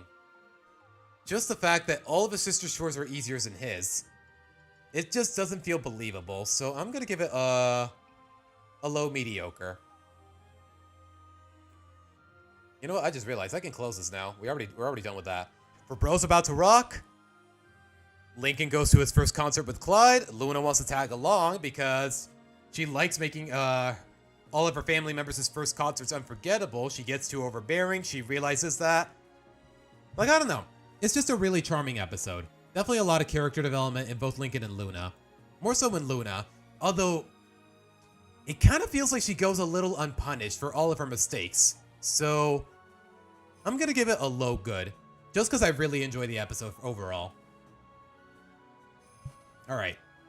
It's a loud house. Money is tight in the family. The kids are fighting over money, over a quarter.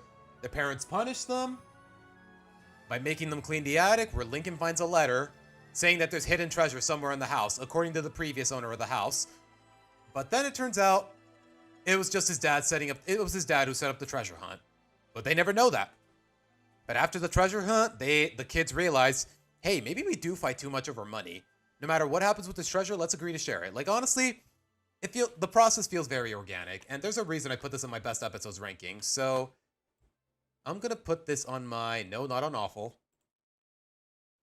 Either a high great or a low amazing. The Loud House seems great when the shows that were airing at the time were either crap, like Sanjay or Craig, or Breadwinners. Okay, yeah. I guess the bar was just really low at the time. Or short shows like Harvey Biggs or Pig, Goat, Banana, Cricket. What the fuck is that? Erica, the fact that I don't even recognize the show and that name alone, it tells me everything I need to know. Oh gosh, I am slouching way too much here. Good God, man. Ugh. All right. Toads or tiaras? Lola hurts herself. She can't compete in the pageant where the winner gets Dairyland tickets, so Lincoln gets Lana to fill in for her without telling her and by disguising her as Lola. But then Lincoln realizes he is compromising Lana's personality a little too much for the sake of just winning this pageant. So he realizes that Lana should be herself. And then Lola catches on to what they're doing, but then she realizes, hey, you won a pageant with minimal experience. Hey, I can respect that. So hey, sure, I'll let it slide. So you know what? This is a decent episode. And I remember Duke getting a couple laughs out of it. So I'm going to put this in good. Okay, I'm not going to lie, guys. This tier feels a little unnecessary. I think Terrible covers it the best, more or less. Like, Terrible is about as bad as you can get. You know what? I don't think we need Awful either. I think Bad to Terrible covers the ideas well enough.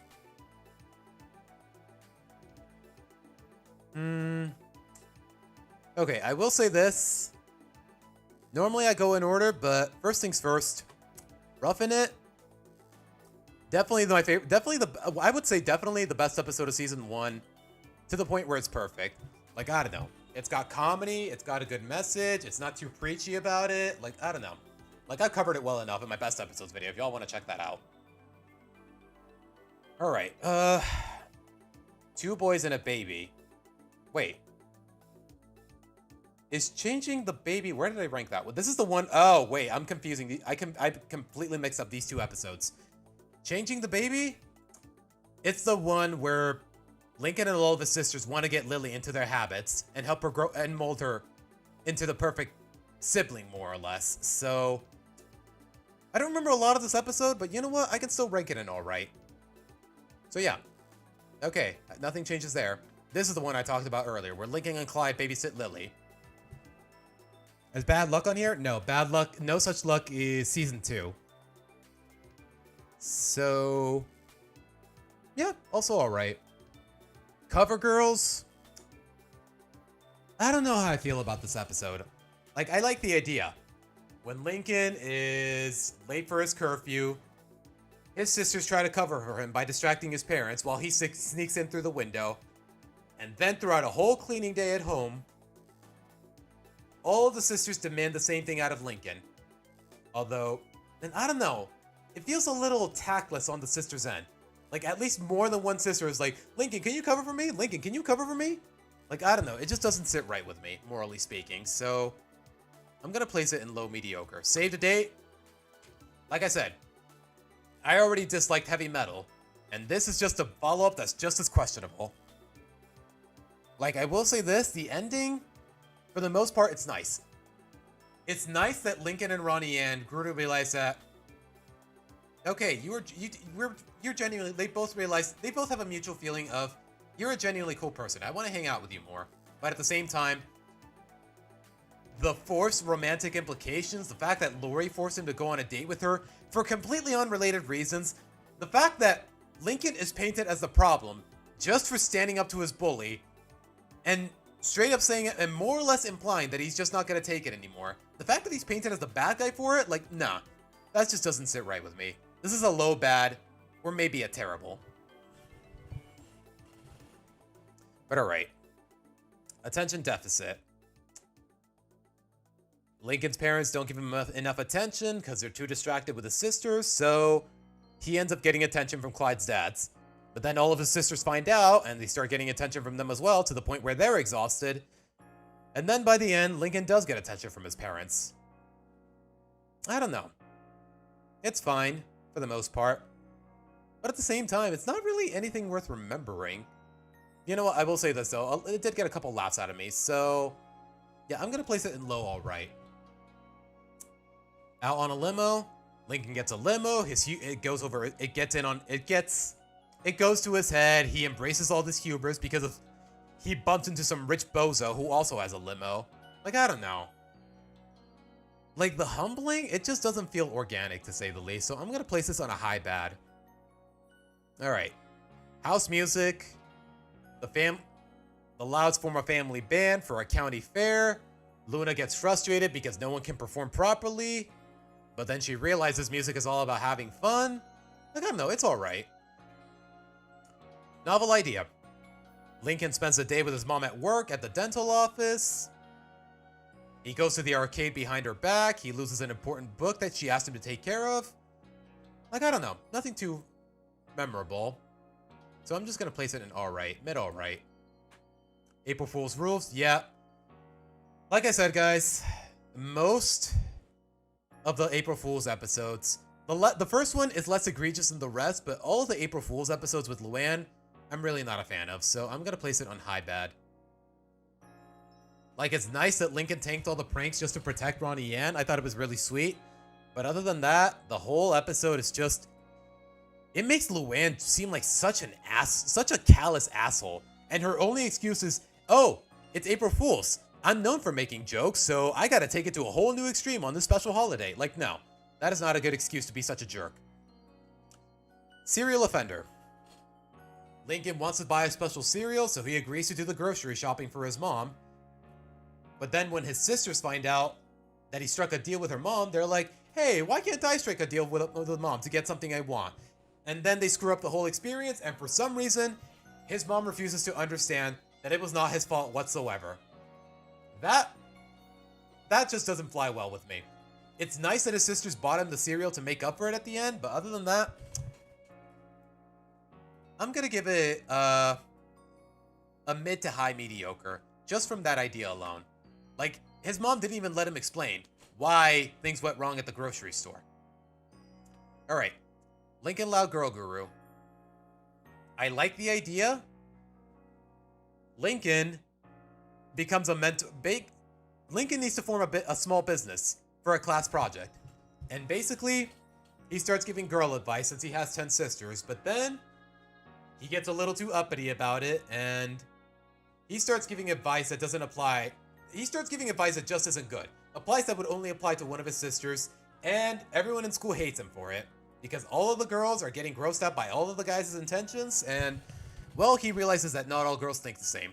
It's a good lesson, but the execution is a little flimsy, so I'm gonna place it in low mediocre. Maybe a low alright. Maybe high mediocre. Because at the very least, the messaging is clear, unlike in Picture Perfect. So alright. Come sail away. Family has a yard sale. Lincoln accidentally sells Lily. Somebody accidentally sells Lily's blanket, but then it turns out she had it all along. I don't know.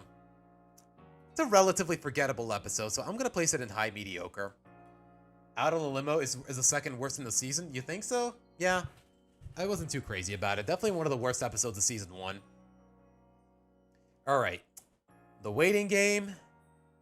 Lincoln wants to get invited to Chandler's party. He abuses Lori's employment at Gus's to get free tokens and a free pizza. Then Lori has to work overtime to make up for what Lincoln wasted. So Lincoln volunteers to take her place. Not bad. Not a bad idea. At least when I give it a cursory summary like that. So I want to say low alright or a high mediocre. Alright. The Loudest Yard? You know what? Not to spoil, I'm not going to spoil what I want to talk about. I want you guys to hear it for yourselves.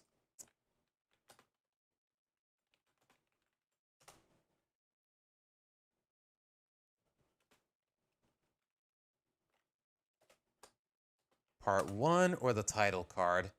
Really? Just a bunch of TikTok clips?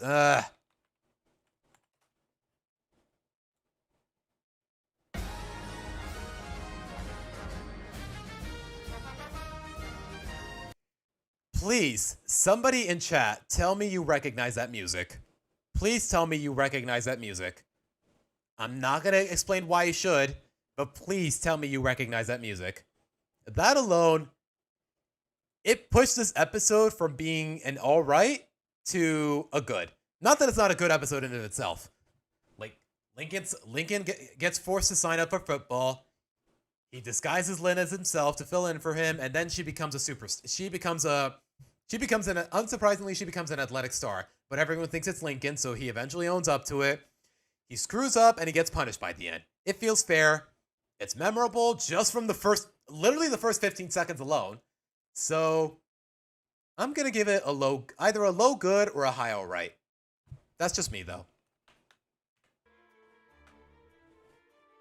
Thank you, Erica. Thank you. Somebody did.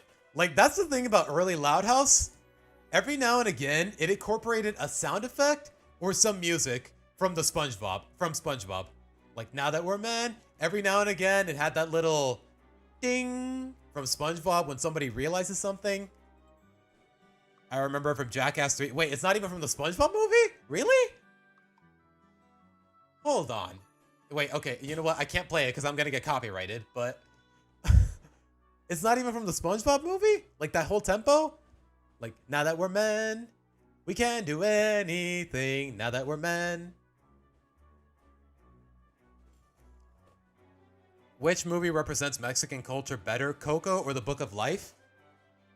I've seen tidbits of The Book of Life, but I've never seen it in its entirety. You know what? If I were to open a Discord server and like host movie nights on weekends, would you guys be down to watch it with me? Would you guys be down to watch The Book of Life with me? I know it's about a guy who wants to marry a girl, but then he dies, but I kind of don't want to watch it alone. I don't know. I think that tempo has been used a couple times. Well, the way I recognize it the most is because of the SpongeBob movie. Like, I don't know. I don't have an opinion on Book of Life, so I'm going to say Coco, Jorge. I'm going to say Coco. Like, surprisingly, like the writers and whatnot, the producers, they definitely did their research. They traveled to Mexico. They took notes. They understood the setting. And overall, the film, you can tell they did not make it because they cared about representation or anything. You can tell that they were there to tell a story. Because who's the movie named after? What's the movie about?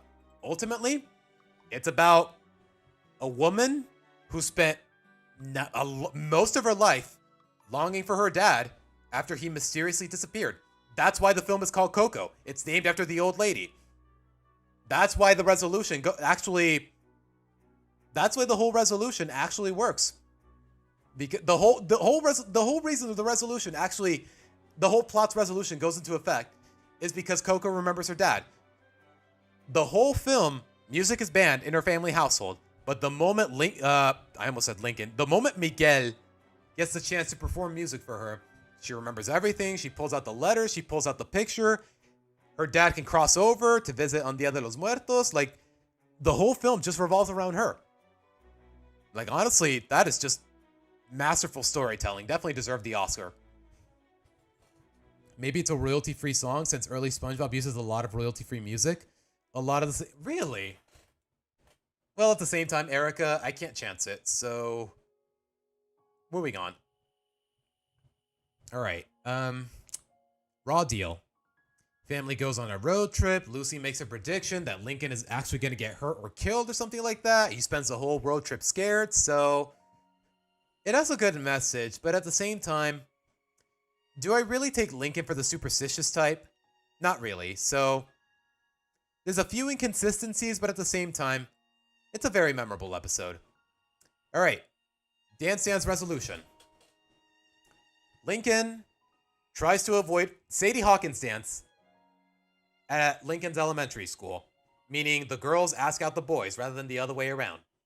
Lincoln tries to avoid Ronnie Ann all day because instead of going to the dance, he wants to go to the arcade that day for whatever reason. But then his sisters get on his case. They start asking him, "Did Ronnie Ann ask you to the dance?" And he lies to them because he's too scared of what they'll think. So, what do the sisters do? They set him up with a bunch of girls he's never even met. And then it turns out he confesses that he was lying. So all the sisters make him, okay, you're going with all 4 of these girls, whether you like it or not, because you lied to us. That's it. Not because he was genuinely afraid of Ronnie Ann, not because he had other priorities. None of that. Just, you have to go to the dance with these girls. You have to go to the dance, period, whether you like it or not. Like, honestly, even after all this, I'm still not sold on Lincoln and Ronnie Ann being romantic in any capacity. So, this is either a high bad or a low mediocre, if you ask me. It has a couple funny moments, but that's about it. For freaking Miss Johnson having lunch with him, heck? Yeah, is that really even a good raffle prize? Access to the teacher's lounge and having lunch with her? Like, I don't know. Like, back in the day, back when I was in elementary, if I had the choice between just hanging out with my friends as usual or hanging out with a teacher at lunch, I'd hang out with my friends because spending lunch with the teacher, no matter where it is, it feels... I'm not gonna lie, guys. Maybe I'm being too cynical, but it feels like a glorified detention. That's just me, though. Alright. Affair to remember. Bobby starts hanging out with Lincoln more because Lori encouraged it once. Then Bobby's like, oh, Lincoln's the little brother I never had. Lori feels bad for him, even though she feels isolated from her boyfriend. So she hangs out with Clyde to get back at him, just because she can't take it anymore. Like, I don't know. Lori's behavior is definitely questionable there. Like, she knows Clyde has a crush on her. Then she more or less takes him out on a date anyways, despite the glaringly large age gap. Like, a lot of this episode just doesn't sit right with me, so I'm just going to give it a mid-mediocre, just because I like some of the ideas, like Lincoln hanging out with Bobby and Clyde technically getting a date with Lori, for whatever it's worth. Like, I don't know, it's innocent enough, but at the same time, Lori's behavior is just a little too uncomfortable, to say the least. One of the boys. Well, guys, y'all already know how I feel about this episode. It portrays all of the Loud Brothers stereotypically. It betrays Lincoln's character growth, the premise of the show. Like, it's just definitely the worst episode of season 1. Yeah, this is the first terrible on the list. Alright, Tattler's Tale. Like I said earlier when ranking the sisters, Lola's early episodes are some of the best in the whole series, and it's the reason she's my favorite Loud sister, so I'm gonna put this not in terrible. I'm gonna put this You know what? Sure. Let's put it in amazing. Nah, wait, no. Let's put it in great. You know what? I don't think we need the amazing tier or the perfect tier. Wait, so what happens if I delete? Okay, put roughing it in amazing. Put roughing it in the highest tier. Like, I don't know. There's only so far you can get in the brackets before it just feels inaccurate. Know what I mean? But alright. Funny business. Lincoln becomes Luann's assistant. He lets the fact that he made people laugh go to his head. He gets greedy. He thinks he can do the he thinks he can do the gigs without Luann until he gets assigned a group of stereotypical emo teenagers. Then he apologizes to Luann for getting too greedy, but then Luann bails him out anyways. And then Luann realizes maybe she should have been a better mentor as a big sister and as a party leader, party host, whatever you want to call it. Yeah. One of the boys, it's my second least favorite episode in the whole series. So yeah, funny business. Good premise, good execution. It explores a bond we hadn't seen before in the form of Lincoln and Luann, so yeah, I'll put this in a low grade. But alright. Snowboard. Brewster, what's up? Welcome to the stream. Good premise. Snow day. All the kids are excited that this is snow day and school is canceled, but then Lisa, apparently she has like a salt machine that can get rid of the snow and everyone hates her for it. So they try to show her that a snow day can be worth appreciating for the fun of it. And then Lisa just goes along with it just to convince the kids that having snow days all the time is actually a bad thing. And she was, in a really clever twist, she was using reverse psychology to show that, like, she got too crazy pelting snowballs at everybody to the point where they're like, no more snow days, please. And turns out that was her plan all along, just discouraging snow days in general. So, you know what? It shows that Lisa's a little more nuanced than what you would expect. So I'm gonna give it like a high, all right. Maybe a low good. I don't know. Is this a season 1 tier list? Yes, it's a tier list of season 1, and we're just about done here. All right. The price of admission. How did this go down? Lincoln wants to watch a horror movie. His parents won't let him. But then he watches it behind their backs anyways, and then he gets traumatized. To the point where he can't sleep at night. He's screwing around the house in the middle of the night. He's keeping his sisters awake. And poor guy just straight up can't sleep. But then his parents were like, you know what, Lincoln? We were wrong. You've been very brave. We can go watch that horror movie with you if you want. And then he fesses up. No, please don't make me watch that movie again. I saw it behind your backs. I'm sorry. So, you know what? Good lesson for the kids. Don't disobey your parents. You know what? Sometimes they know what they're doing. Sometimes they know best. So, you know what? I'm going to give it a high all right. Can I place it after snowboard? There you go. One flew over the Loud House. Most of the Loud sisters get sick, and the house is basically a zombie apocalypse escape, more or less, or at the very least a parody of it. Lincoln and the rest of the family are merciless. Meanwhile, Lenny is too naive to the point where she's like, Lincoln, where's your heart? That's your family. You don't have to hurt them. Like, I don't know. The parody is a little inconsistent when you approach the episode realistically. Like, they're not zombies, they're just really sick. And somehow the ideas don't transfer well enough. Like in a zombie apocalypse, if someone got bit, you gotta shoot them in the head. But that kind of idea, it doesn't translate too well into a show like this one, let alone a parody like this one. So, I don't know. I like the premise, but the execution is a little flimsy, so I'm gonna place it in high mediocre or low alright. Alright, Study Muffin. Which regular show do I like? Which regular show joke do I like? I'm not gonna lie, Jorge, I have not seen regular show in a very long time. Like, it's been a couple years. Like, I watched the first couple seasons, like, back when it first aired in, like, what, 2013 of Cartoon Network? You know what? When did it start? Regular show air date.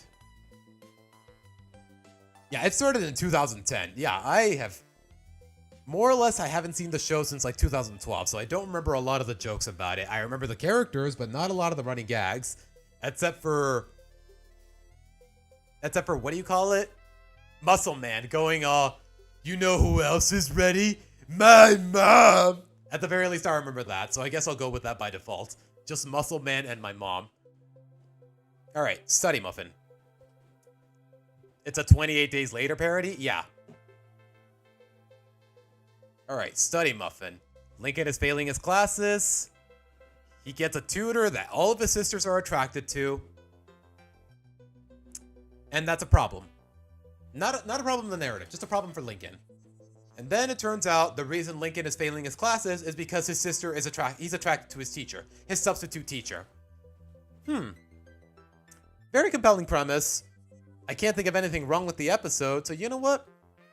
I'm gonna give it a low good. Not one of the best, but definitely not one of the worst either. It's definitely a lot closer to one of the best. All right. Study Muffin was pretty funny in the first half, but but then nah. Really? I don't remember a lot of problems with it. Like honestly, I thought a lot of the jokes were actually really cute.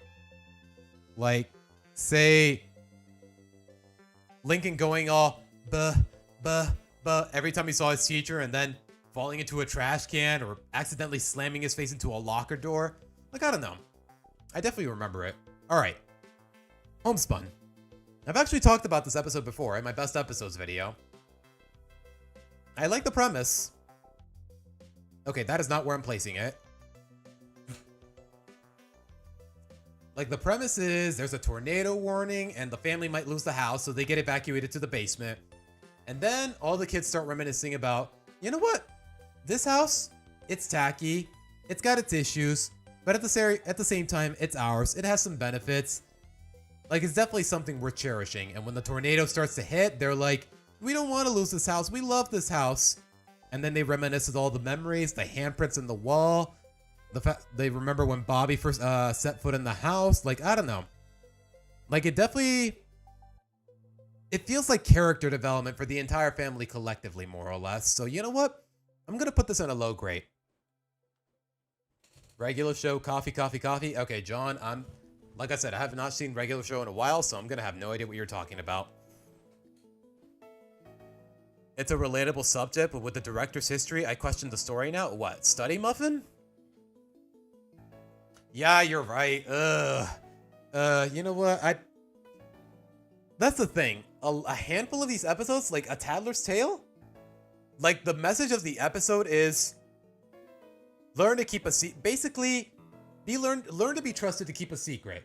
And with how long Savino's controversies were going on, because keep in mind, some of the testimonies of the women that testified against him, they said this kind of shit was going on for at least a decade. So when you associate the messaging of these episodes, to say the least, with Chris Savino, you definitely cannot watch them in good conscience. So it's best not to think about it, for more or less, in that regard. It's best not to interpret it that way. I didn't really like Study Muffin because the whole episode is just kids obsessing over an adult, especially Lori, who had just forgone Bobby by some... Yeah, that's true. Like, make of it call it what you will, guys, but when you're in a relationship and you romantically humor anyone else in any capacity, I would say that's already cheating. So yeah, it definitely loses a couple points for that. You know what? Where is it? Where is Study Muffin? You know what? You just went from a good to a high all right, just for that alone. I still enjoyed the episode for the most part, but yeah, when you tell me that, Bruce Stew, yeah, it definitely loses a few points. The part that I don't like in the Loud House is that they had to use the dank concrete instead of the painting on the house of the wall. What do you mean, John? Yo, the signs were there all along. Unfortunately, yeah, Tails, they were. Unfortunately, yes, they were. But all right, guys, that is my ranking of Season 1 of The Loud House. Best episode, Roughing It. I've made that clear in the past. Worst episode, One of the Boys, for reasons I've made clear in the past. And then there's everything in between. Make of it what you will. You know what? I would make this a whole video in of itself, a whole YouTube video in of itself, but the fact of the matter is we got way too sidetracked on stream. Like, editing is going to be a pain in the ass, but we'll see. We'll see how it goes. But alright, guys. That is that for the tier listing, so let's get to the next chapter of companionship, shall we? Yeah, it is already 6 o'clock. I might not even get to finish the next chapter, but we'll see.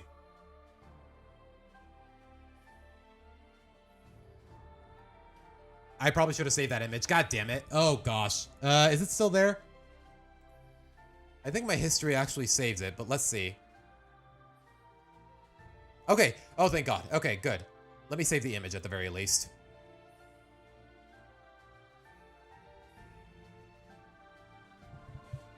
Season 1 looks like a mixed bag. Yeah, like I said at the beginning.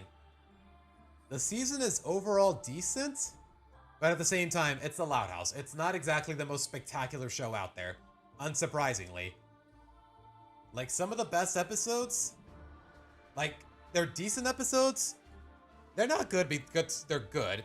Like, I'd say the bar was just really low at the time, to say the least, for the most part.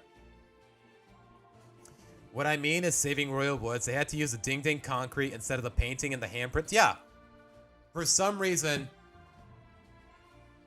when Lynn Sr. was talking about the handprint, like the last song in Saving Royal Woods, they were all reminiscing about all the show's history, more or less. And for some reason, Lynn Sr. was like, oh, hey, look at these handprints that my kids left. And for some reason, it's a bunch of handprints on a concrete floor instead of the ones shown in Homespun. Like, I talked about this in my best episodes video, if y'all want to check that out. But all right. Last we left off, I think we finished chapter 5. Correct me if I'm wrong. Let's see. Blah, blah, blah. Good friends. Stella hanging out with the sisters. Yeah. Stella was leaving the house. Lynn was telling her, hey, you and Lincoln should get together. Stella gets annoyed by her attitude. Okay, yeah. This is definitely where we left off. But first, guys, I gotta clear my throat because I have been running my mouth for the last 3 hours or so. So I'll be right back.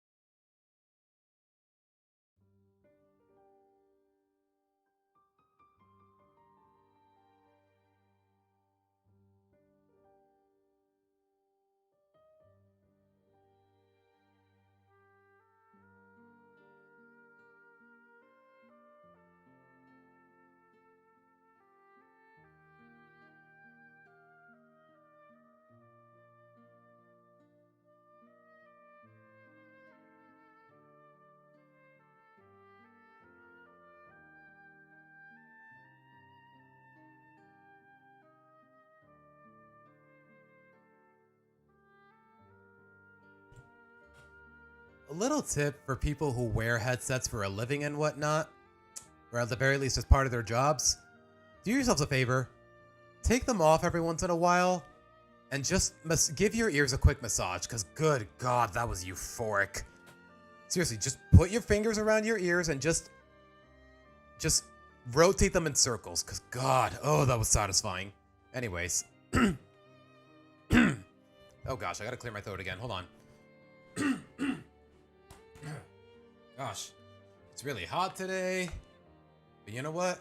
I got a fan in front of me, I'm drinking enough water, we should be good, guys. But alright, Chapter 6. Insecurities. Later that night, everyone else had been getting ready for bed. They were all in their PJs, just relaxing in their rooms, until sleep took over. Lincoln was happily exhausted. Despite a few bumps in the road, he did enjoy his day with Stella. Deep down, he did wish that he and her could be an item. She's got such a tender personality, very kind to him and his family, and she's really cute too.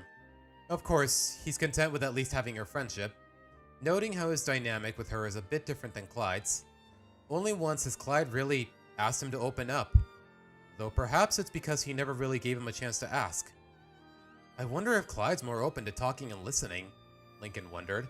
If not, well, at least I have Stella. Maybe I can get her opinion on a few other things. In Lucy and Lynn's room, the jock is doing her normal thing of tossing her ball against the wall while Lucy writes in her poetry book. This is tough, Lucy said, getting Lynn's attention. What is? Working on another poem? Lynn said. Yes, I'm trying to think of some good rhyming words. I would ask Lincoln, but it's about Stella, and I kind of want to surprise both of them, Lucy confirmed. You're making a poem for them? Trying to bring them together with some rhyming words? It's not romantic, it's about friendship, Lucy said. I mean, the romance part would be a nice bonus, but I would love it if Lincoln and Stella did start dating. I can make it happen. We'll even start with your poem. Spice it up with a little romance, Lynn said. No, like I said, this is about friendship, Lucy said. I want to show my appreciation for Stella, and I want it to come from me. Wait, did I change the tabs? Okay, I did. Hello, Brewster. Welcome to the stream. Although, as far as I can tell, you never left, but alright. No, like I said, this is about friendship, Lucy said. I want to show my appreciation for Stella, and I want it to come from me, from my personal feelings. But sometimes it's hard to bring those out. I'm too used to the darkness. Maybe you just need a little more sunlight or something, Lynn said.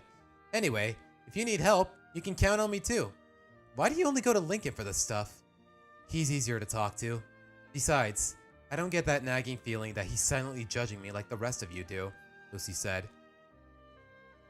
Hearing that statement brought a little surprise and mild offense to Lynn. Whoa, pump the brakes there, Luce. Did you say we judge you? Where'd you get that idea? I know you girls. You prey on the weaknesses of others, each in their own way. Lola will judge you for your appearance. Lana will judge you for how willing you are to get dirty.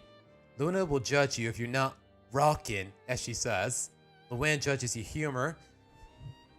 Excuse me. Lisa judges your intelligence. Lenny judges fashion, and Lori, well, what won't she judge given her oldest sibling status? Lucy turned her attention right to Lynn. And you, Lynn, you judge based off of strength and athleticism. Lincoln has yet to show any judgmental personality. That's why I trust him more. You really think Lincoln never judges? Lynn asked. Remember how we weren't good enough for his portrait and had to basically manipulate us into taking another picture? Okay, again.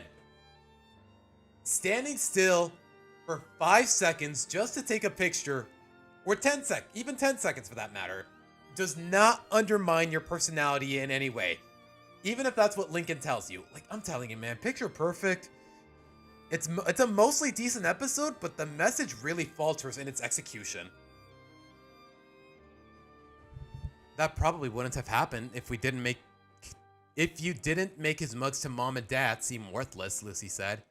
Oh, so now it's our fault he can't handle a little criticism? Lola wasn't trying to be bratty when she told him. It just slipped out. Lynn, it's Lola. Of course she was being bratty. She has a tendency to be self-centered. So does Lincoln, Lynn shouted. We're all self-centered in our own way, Luce. Even you.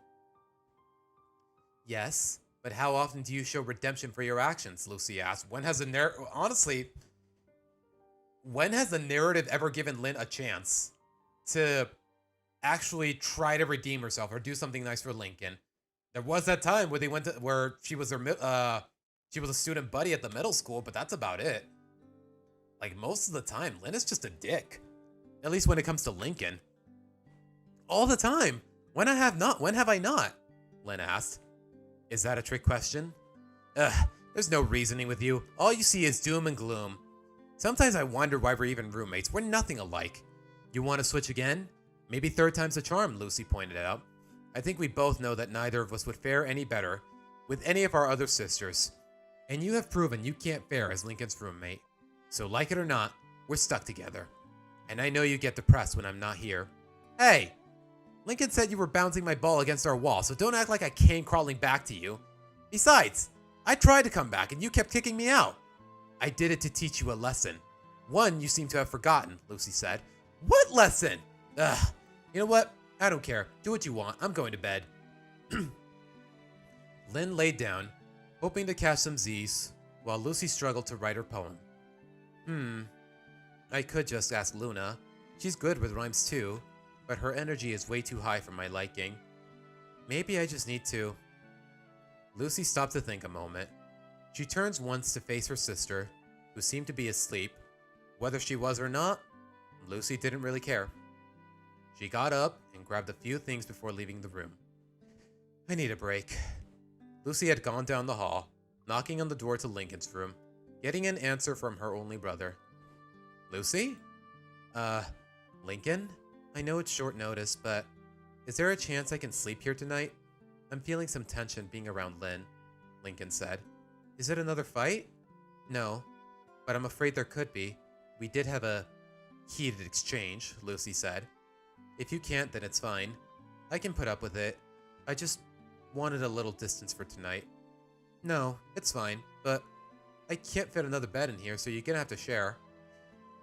You talk like that's foreign to me. We've shared beds with our siblings before, and I'd much rather share with you than with Lynn. I know that feeling. Well, come in. My room is your room. For tonight, Lincoln said. Lucy smiled softly at her brother. You're always so dependable, big brother. Aww. It's nothing, really, Lincoln said, bashfully rubbing his head as his gothic sister entered his room. Meanwhile, in Lori's shared room, the oldest sibling was still vigorously texting on her phone, communicating with multiple people at once, mainly Bobby and secretly to his cousin Carlota. Lori? She heard Lenny's voice say. Lori turned to face the oldest of her younger siblings. What is it, Lenny? I'm texting. You know I don't like being interrupted while I'm texting. Yeah, I could tell, considering how mean you were to Stella earlier, Lenny said, glaring disapprovingly. Mean how? I said bye to her, didn't I? You totes brushed her off, though. You probably hurt her feelings, too. That literally isn't my problem. Maybe Lincoln should have warned her about interrupting my texts, Lori said. She's not my friend, so why should I care?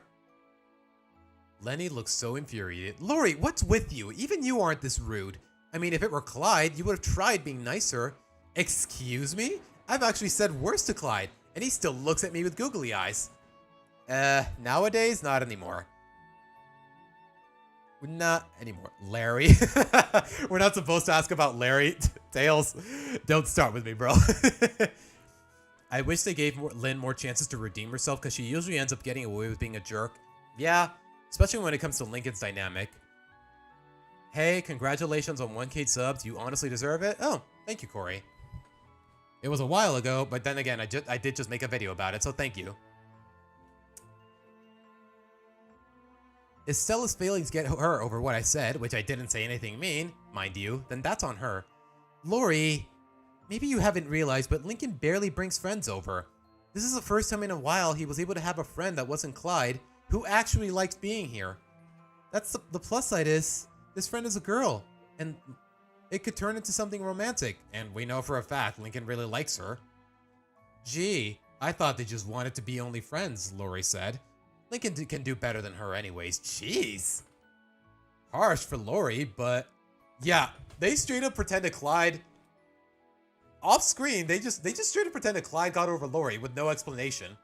Like nowadays, there was that whole ordeal with Emma. There's that whole ordeal with Chloe, which for some reason got completely abandoned as well, which still bothers me to this day. But I don't want to get too sidetracked again. Hey, Icy. We should make a Mudkip community, like Mudkip Nation or Mudkip Community? I don't know. How many of you in chat are actually big fans of Mudkip?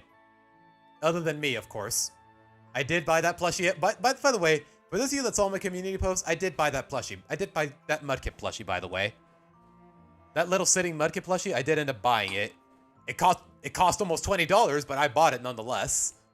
Seriously, everything at Pokemon Center and in Worlds and whatnot is ridiculously overpriced. But anyways. What? Are you? Ugh. Lenny groaned really loudly. I don't know what's gotten into you, Lori, but until I have my big sister back, I can't be around you. Lenny grabbed her stuff and left the room in a haste, leaving Lori confused and somewhat annoyed. What does she mean by that? I'm right here, Lori said, before shaking her head in annoyance. Lenny being Lenny. Well, at least I have the room to myself. Okay, if this were like a modern canonical episode, this would be a little awkward because Lori doesn't sleep in that room anymore. She has her own place. So how would this play out? He's so cute. I know, right? Like Mudkip is... the fact that it's a Pokemon that's been around since like what, 2002, late 2002, 2003? And the fact that I still think it's adorable, even to this day. Like, I don't know. I would say, can we get a Mega Swampert in Legend ZA? But the fact of the matter is, we already have a Mega Swampert, so... You know what? Let me put it this way. Swampert for Unite. When? But alright. He'll probably start falling in love with her after the whole allegations debacle happened. What? With what, Clyde? I guess that's one way to interpret it. I don't know, but even then, it's for the best. I'm not too crazy about the whole kid falling in love with a girl that is much older than him trope. Like, I didn't like it in Foster's, I don't like it here. Like, it's a common idea with kids. Like, I remember when I was around Clyde's age, a little younger than that, I was crushing on a girl noticeably older than me, but even then, it's not really a practice you should be encouraging in a kid's show, to say the least. That's just my opinion, though. But alright. Lenny stormed down the hall, accidentally bumping into Luna, the rocker sister having just left the bathroom. Whoa, slow your jets, Lenny. There's no sale going on right now. Sale? Ooh, a sale sounds so good right now, Lenny said, then shook her head. No, I can't think about clothes. I'm in a bad mood. I can tell. Did you get into a fight with Lori? Luna asked. No, but I almost did. She's being so mean lately. It makes me so angry. Is this about Stella? Luna asked, getting a nod from Lenny. I getcha. What Lori did was totally uncalled for. Oh, I hope this doesn't make Stella not want to come back. She's such a nice girl. And I'm really hoping she falls in love with Linky, Lenny said. Yeah, me too. I don't think this will be enough to keep her away. She's pretty chill. She put up with Lynn's nonsense today. I think she can put up with Lori's cold shoulder. Still, Stella doesn't deserve that. If she ends up not wanting to come back, Lincoln might never forgive Lori, and I don't want her siblings to hate each other. Look, no one's going to hate anyone. I promise you that, Lenny. Look, why don't you bunk with me and Luann tonight? I can get a sleeping bag. It'll be like a sleepover, dude. Ooh, that sounds fun, Lenny said, back to her cheery self.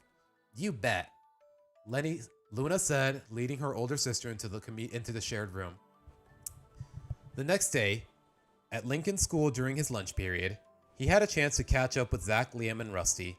Stella was there too, of course, telling them about her time at Lincoln's house over the weekend. It was great. Lincoln had some really cool sisters with very interesting personalities, Stella said. Well, you actually enjoyed yourself. Good to hear, Liam said. Well, I mean, it's on you, though, because basically Mudkip is the mascot of the channel. Yeah, that's just it. The thing is, though, as much as I appreciate Mudkip, when it came to video editing and whatnot, or at the very least having a presentable persona in my editing, there was no... Like, keep in mind, guys, Empoleon is my favorite Pokemon ever. But the fact of the matter is, there was no good renders that I could use of Piplup or Empoleon or whatever that covered a lot of different range of emotions. So, more or less, I had to settle for Mudkip, but at the same time, I don't regret it. Like, if push comes to shove, like, if we ever get proper mystery dungeon renders of, like, Piplup and whatnot, no. I'm not trading away Mudkip. But alright. You guys definitely over-exaggerated. Lincoln's sisters are really nice and sweet, Stella said. Though it could be because they thought it was a date, but even when we told them we were just friends, they were still just as nice. Wow. The impossible has happened, Rusty said, much to Lincoln's annoyance. Again, my sisters aren't that bad. They can be very dependable when I really need them, Lincoln said. Yeah, maybe you should give them another chance, Rusty. All of you should. No way. I can't handle that type of chaos, Zack said. Says the guy who believes in aliens and lives with 2 conspiracy theorist parents. Yeah, sure. Zack is definitely, you know what? That feels a little out of character for Zack. Those girls can be scary. My sisters are not scary, Lincoln insisted. You know what? Maybe this was at a point in time where Zack didn't believe in aliens yet. Because keep in mind, guys, this was written around the time of season 4. Did Zack believe in aliens at that point? I'm honestly not sure. So yeah, I can see why that could be I can see why that inconsistency is there. My sisters are not scary, Lincoln insisted. Maybe Lucy when she pops out of nowhere, or Lori when she's mad, or Lola when she's mad, or Luann during April Fools, but they're not scary. Wait, what does Luann do on April Fools? Don't ask. It's a terrible memory. Just keep in mind never to come into my house on that day. No one is safe from her pranking. Okay. But seriously, they were really nice guys. I mean, a couple of them could use some better manners, let's say. But I do like them a lot. I don't want to pick favorites, but I did enjoy spending time with Luna and Luann. Maybe next time I can do something with Lenny, or maybe some poetry with Lucy. Or see if Lisa needs help on her experiments. Please do not volunteer to help Lisa with anything. She will turn you into a lab rat. She's only 4. What could she really do? Stella asked. Lincoln grabbed her by the shoulders, looking straight into her eyes. Don't underestimate any of my sisters. They do not know the meaning of age. Only what they want. Please, don't ever offer assistance to Lisa. And if she asks you, tell her no. Stella looked a bit weirded out. What if it's something minor? There's no such thing as minor when it comes to my sister, Stella. Especially when it comes to Lisa. Just don't offer anything. Alright, fine. Stella said, getting a tad bit annoying. Your family is quite something. To tell you the truth, I'm a little jealous that you have that many sisters. At least, you're never lonely. That's why Clyde likes coming over as well. Since he's an only child. He doesn't have that chance to bond like I do, Lincoln explained. Say, where is Clyde? He was here earlier today. Wait, why'd the music stop? Yes, I'm still watching. Oh my goodness. Gosh.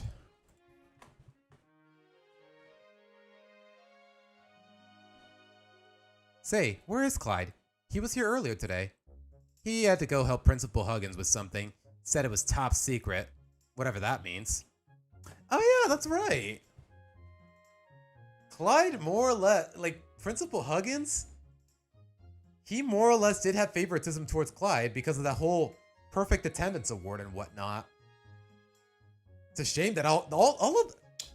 Crazy how yet another dynamic just got completely abandoned because of the whole time skip. Wow. I didn't even think of it. Didn't occur to me, so I guess it's just that forgettable. But even then, another character dynamic that just got completely scrapped because of whatever reason. In this case, it was because of the time skip, because the kids all go to middle school. They have a different principal now. Huh. The title, Making Tier List and Reading Wholesome Loud House Fanfictions Day 8. It's day 8? Really? Of reading fanfictions? No way. There is no way. You are tripping, man. Okay, I'll let it the title after the stream and I'll look into it, but there is no way it's the 8th day of all that. Huh. John, I feel like you're messing with me, but alright. I'll try to take your word for it, but well, I gotta know for sure. You can ask him yourself. Here he comes now, Liam said, gesturing to Clyde as he quickly approached the table. Sorry I'm late, Clyde said. Principal Huggins asked me to help him sort out his portfolio. It has records of every student in the school. Wow, that must have taken forever. Oh, we're not done. He just told me to take a break, saying he doesn't want to overwork me. And honestly, I enjoyed that. Keeping things nice, tidy, and in order. Don't forget the one you deleted. Yeah, well, I didn't delete it. I left it unlisted because apparently that clip of the Boondocks I showed is copyrighted. For whatever reason. That clip of the never mind the fact that it says the N-word repeatedly. It's just copyrighted by a completely unrelated group. So until I can get that sorted out, it's going to stay unlisted. I didn't delete it, Tails, but it's still so stupid, man. But I'm glad somebody asked so I can give an explanation as to why that bot is gone. But as far as I could tell, that was day 5, wasn't it? So, what gives, man? What was that all about? Anyways, it's still really stupid. Okay, why did the music stop? Wait, is the playlist over? I guess it is. Alright, just loop it, I guess.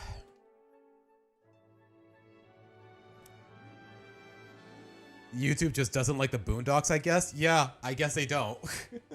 Not even for the reasons I think. Like, if they were like I said it to 18 plus just because there was that one clip, but at the same time, that wasn't really the problem with YouTube. The reason was a copyright claim from some random music group.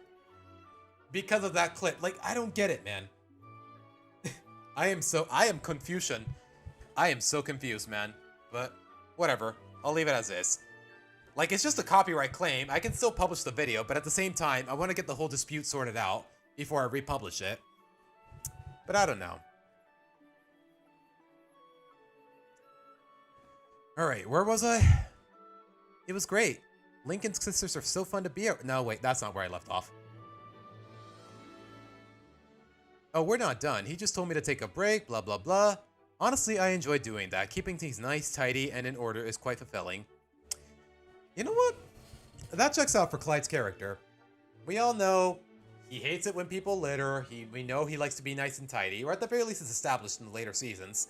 Like when he and Lincoln are sharing a locker, he gets uncomfortable when the locker is all messy. Like, okay, this checks out. But at the same time, they're in middle school now, so he has little to no association with Principal Huggins anymore, so what would he be doing instead of this in canon? Maybe, and I'm just throwing it out there, what if he's hanging out with Chloe at lunchtime? And then he says, I gotta get back to my friends. How about that? I don't know. Just throwing it out there, just theoretical. But anyways. So Stella, how was the weekend with Lincoln? It was great. Lincoln's sisters are so fun to be around. Yeah, they are. They're all great in their own way. Like Luann, she's always good for a laugh. She was so nice. And the same with Luna. She showed me her music collection. All of it or just the surface scratcher? Probably just the surface scratcher, my guy. Luna has tons of music. Even songs from before any of us were born. Yeah, that goes for a lot of music. That goes for a lot of good music, my guy. Like pretty much all the classic rock that I enjoy. Guns N' Roses, Bon Jovi, AC/DC, Aerosmith. That was more or less most of that. That was all before I was born, so I don't know. It feels a little trivial to make that observation. Well, I wasn't in her room for long. She invited me there, and then after we got home from the park yesterday, I thought the movie was on Saturday. Oh, I came over both days. After the movie the first day, Lincoln and I went to Gus's, where we bumped into Chandler. Chandler was there? And you got to talk to him? Yeah, he was surprisingly nice. He even invited me and Lincoln to a party. What about us? Did we get an invite? I asked him. He said he'll give the rest of you a chance, so maybe we should try impressing him sometime soon. Okay, in canon that would not fly because this entire friend group, they have every reason to hate Chandler. He is a bully, he picks on them, he's the reason the Louds got kidnapped by aliens that one time. Like, yeah, nowadays, Chandler is completely lacking their respect. Never mind, it's day 3.5 since yesterday you didn't do the stream, so I was kind of wrong. Yeah, I don't think it's 3.5 either, John. As far as I can tell, maybe it's day 6, but I'll look into it after the stream. And I'll edit the titles accordingly. So we'll have the chance to get that raw sewage experience? Awesome! Clyde cheered. Right. Stella said, finding that explanation weird. Anyway, the next day I got to go to the park with the sisters. I saw Luna in concert, Luann was making balloon animals, and I had a lot of fun. Until Lynn ruined it by being weird. Right. Lynn, Stella said, still feeling a sense of annoyance from her encounter the previous day. Still, his sisters are sweet girls. I might have to go see them again soon. Want to come over after school? We can do our homework together and see if my sisters are doing anything fun, Lincoln said. I'd love that, Stella said. Maybe I can talk to Luann more about helping her with a birthday party. You want to come too, Clyde? I'm sure my sisters wouldn't mind seeing you as well. While I'd love the chance to see my sweet Lori again, I don't think I can make it. I don't know how long my job with Huggins will last. Not that I mind. that reminds me. What do you think of Lori? Pretty sweet, huh? She's easily the most beautiful girl in all of Royal Woods, right? If you have such a big crush on her, why were you hoping to woo me when we first met? Stella asked. Well, maybe I'm trying to move on since she's older than me, but it's hard to forget a first love, Clyde said. You know what? I kind of like the mentality. Clyde moving on from Lori, and the first step was crushing on Stella. Like, at the very least, his crush on Stella feels relatively consistent. As for the rest of them, nah, it's just dumb. Gotta go. Take care and good night, y'all. All right, Bruce, too. VOD's gonna be up, assuming I don't get any copyright claims, which I don't see why. So the VOD is gonna be up so you can catch up on whatever you miss. I think it's day 4 of the fanfics. Really, APD? I'll see. We'll see. Yeah, it should be like... Yeah, the first 2 times, I read 2 chapters in one stream. And then last week on Sunday, I read 1 chapter. We're on chapter 6 right now, so... Yeah, it should be like day 3. I don't know, man. I am so lost. But yeah, once the stream is over, I'll fix the title. For some reason, Rusty's... Okay, I skipped a few sentences. I hate to say it, but not all of my sisters were that friendly with Stella, and Lori was one of them. Maybe she's in a better mood today. She's not always like that, is she? Stella asked. No, not like that. I mean, she used to be much meaner, but she's really lightened up, Lincoln said. Unfortunately, she just has days when she's in a bad mood. Happens to all my sisters, especially my older ones. Seems like they get that way at least once a month. Okay. Okay, that is a very clever innuendo. Normally, when a kids show addresses like the subject of a menstrual cycle, they just feel so preachy about it. Turning red, the ghost and Molly McGee, but you know what? This is subtle and this is really clever. You know what? I like this. That's actually really funny. For some reason, Rusty started... It's subtle and it's actually really funny. For some reason, Rusty started laughing, earning an angry glare from Stella, which prominently shut him up. Okay, they handled it really well. I found this channel that talks everything Loud House as of late, but it's in Spanish. Unfortunately for me, not for you, because I speak Spanish. Well, Nick, if you want to tell me about it, then I might look into it, but odds are, yeah, my audience speaks English for the most part, so chances are, whatever I'm looking into on stream, I'm probably not going to look into it. You had 1 stream 2 weeks ago, and 2 last week, and 1 today. So yeah, it should be like, what, day 3? Day 4? I'll look into it. I don't know why the hell I said day 6 then. Yeah, that makes no sense. I gotta edit the title soon enough. Let's see. Well, I'll see you after school, Stella, Lincoln said. More like, you'll see me the rest of the day, and after school, I am your classmate. Unfortunately, that didn't last, because we all know everyone got Mrs. Salter, and then Lincoln stuck with Bullhoffner, and for some reason, they just stuck with it. Heh, right, good point, Lincoln sheepishly said. I kind of wish the writing would emphasize that they're blushing and their feelings for each other are really starting to grow. But you know what? That's a minor nitpick and it's just fanfiction. I'm not going to be too critical about it. The day continued on for the kids, having a few more classes before dismissal. Arguably a kid's most favorite part of the school day, aside from Clyde. Lincoln and Stella agreed to walk back to his house. Stella using Lincoln's phone to call her parents, letting them know she would be staying after. Why can't she use her own? You know what? She's like 11 at this point in time. Maybe she just doesn't have her own. Okay. Yeah, Mom, I'm going to Lincoln's house again. Stella said. Suddenly, she began blushing. Mom, I already told you, we're just friends. Yeah, I know that. Look, can we talk later? He's standing right next to me. Well, yeah, I'm using his cell phone. Bye, Mom. Stella hung up and gave the phone back to Lincoln. I don't suppose you caught most of that. Don't worry about it. You've seen my sisters do the same to me. Is it that weird for a boy and a girl to be just friends? Stella asked. I mean, don't any of your sisters have friends that are guys? Well, yeah. Lenny has her coworker, Luna has a male bandmate, Lori has guy friends from her school, Lucy has friends from her club that are guys, so it's common. So it's really common. Oh, is Lucy in a poetry club? Stella asked. Not exactly, Lincoln said.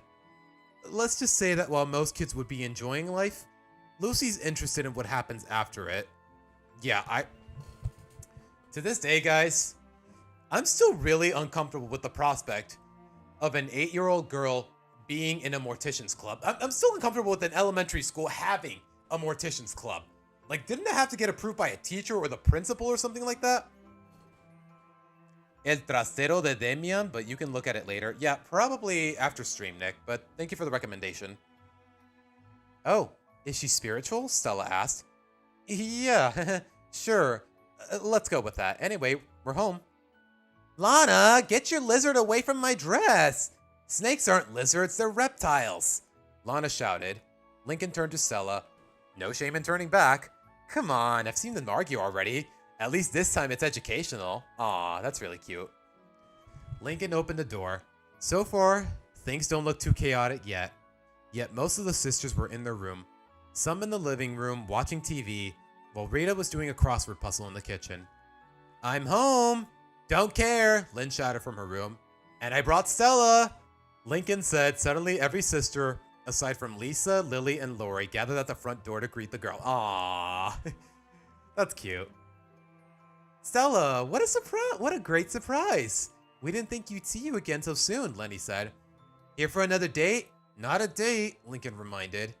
Ease up, dudes. Let Stella come inside before you start crowding her, Luna suggested. Huh. I always feel so welcome when I come here, Stella said. Even if it's a little overwhelming. You girls make quite the crowd. Welcome to the jungle. Hey, I see what you did there. I see what you did there. That's really cute. Shout outs to Guns N' Roses. Just make yourself at home. Thanks, Luna, Stella said, following Lincoln towards his room. Lincoln and I just have some homework to do. It shouldn't take long, though. It's just some math equations. Well, once you're done subtracting that from your schedule, come stop by my room and we'll talk funny business, Luann said. She was here to hang out with Lincoln, not you, Lynn said. Don't worry, bro. Your big sister's got you covered. Just a second ago, you didn't even care that Lincoln's here. Sure changed your tune when Stella showed up, Lola said. Oh, like you're one to talk. Excuse me? Lola shouted, looking ready to brawl. Let's hurry before this place gets covered in red, Lincoln said, hurrying his friend upstairs. Presumably grabbing her by the hand. Presumably. Just saying. I'll make time to see you, Luann, Stella said. You don't mind, right, Lincoln? No, of course not, Lincoln hastily said, getting Stella into his room. Fortunately, before things escalated downstairs, the matriarch of the Loud family made her presence known.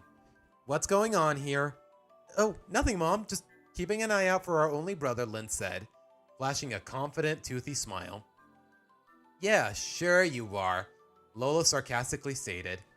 Rita turned to Luna. What's going on? Why is everyone gathered down here all of a sudden? And what does this have to do with Lincoln? He brought his friend Stella over and we all got excited since, you know, she's a cool gal, Luna said. Oh, he brought her over again. Wow, that's 3 days in a row. I'm happy that he's able to comfortably bring over another friend. Rita noted her eyes at her daughters. Wait, you girls aren't attempting to matchmake them, are you? We're not. Well, most of us aren't. Luna said, gesturing her eyes towards Lynn. Lincoln told us this girl is just a friend, and we're doing our best to respect that. Good. Because I don't want to hear Lincoln coming to me about his sisters trying to set him up with a girl just because they hang out together. Do I believe that Lincoln would have opened up to his mom about Ronnie Ann and how pushy his sisters were about her? Yeah, I probably do. Okay, John, do you have like 2 different accounts or did you just suddenly change your icon again? Honestly, it's sweet you girls look out for Lincoln as well as each other, but the last thing you want to do is overwhelm Lincoln and make him and both Stella uncomfortable. We totally get that, Mom. We promise not to make things too complicated. Good. Now I'm gonna have a word with Lincoln. You girls stay out of trouble. Luna turned to Lynn with a slightly stern look. You heard her, Lynn. Mom says not to bug Lincoln and Stella, so my advice is to keep your distance already. Hey, Mom said not to overwhelm him, so I won't. Lynn, we're serious. You heard, Mom. You're not gonna just upset Lincoln. You might upset Stella, too. Look, I won't do anything crazy. You have my word. Well, we're holding you to that word. If you break it, you'll have all of us to answer to, Lucy added. Okay, jeez. Lynn said, making her exit. She started making her way upstairs, though once at the top, she glared down at her sisters. I am so gonna make them eat their words. While in Lincoln's room, he and Stella had brought out their homework. It wasn't much and it wasn't really difficult, so they should be able to breeze through it. Then he heard a knock on his door, accompanied by the voice of his mother. "Lincoln, honey." "Come in, Mom," Lincoln said. "Hi, Mrs. Loud." "Hi, Stella. It's nice to see you again. I just came by to check on you two. I know you were overwhelmed by your sisters a moment ago." "Yeah, it's fine. Luna helped to keep things to a minimum." "Good to know, sweetie. So, Stella, would you be staying long today, or is this a quick homework session?" "I'll stay as long as I'm welcome here. I know Luann wanted to talk to me about something," Stella said. "Well, you're always welcome in our home, sweetie. If you'd like, you can even stay for dinner. I think my husband was hoping you would stick around yesterday for his lasagna, as he likes to call it. My parents already had dinner planned last night, but maybe I can stay tonight.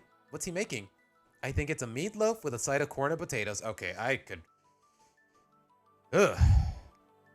could really use I got a sudden hankering for steak, meatloaf. I don't know, just some beef, man. It's been a while since I had some. Like, I don't know. Like, I had machaca this morning, but honestly, it just doesn't feel the same to a well-made meatloaf with like gravy, or a good steak with soy, like a good steak with steak sauce. Like, I don't know. My mouth is watering a little. I'm not gonna lie. Like, I don't know. That's just me though. "I don't mind. My dad once picked up something from Lynn's table. It tasted pretty great. I think it was a goulash," Stella said. "Well, that is one of my husband's favorite dishes to make," Rita said. "Well, I'll leave you to be. And Lincoln, be sure to let me know if your sisters get too interested." "Will do." "Your mom's really nice. Both of your parents are," Stella said. "Yeah, they're great. Me and my sisters are really lucky to have them. It's amazing how well they handle raising 11 kids. Yeah, I don't think I can handle raising that many kids. I'm a little surprised they had so many. My dad wanted a big family. I think his biggest worry was any of his kids being lonely, so he figured the more siblings the better," Lincoln said.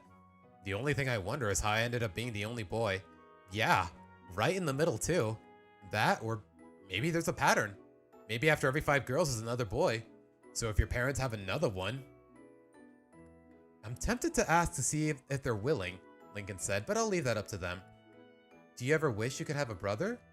"Sometimes. I mean, I have friends like Clyde and Bobby who are like brothers to me, but I kind of wish there was a brother among our sisters.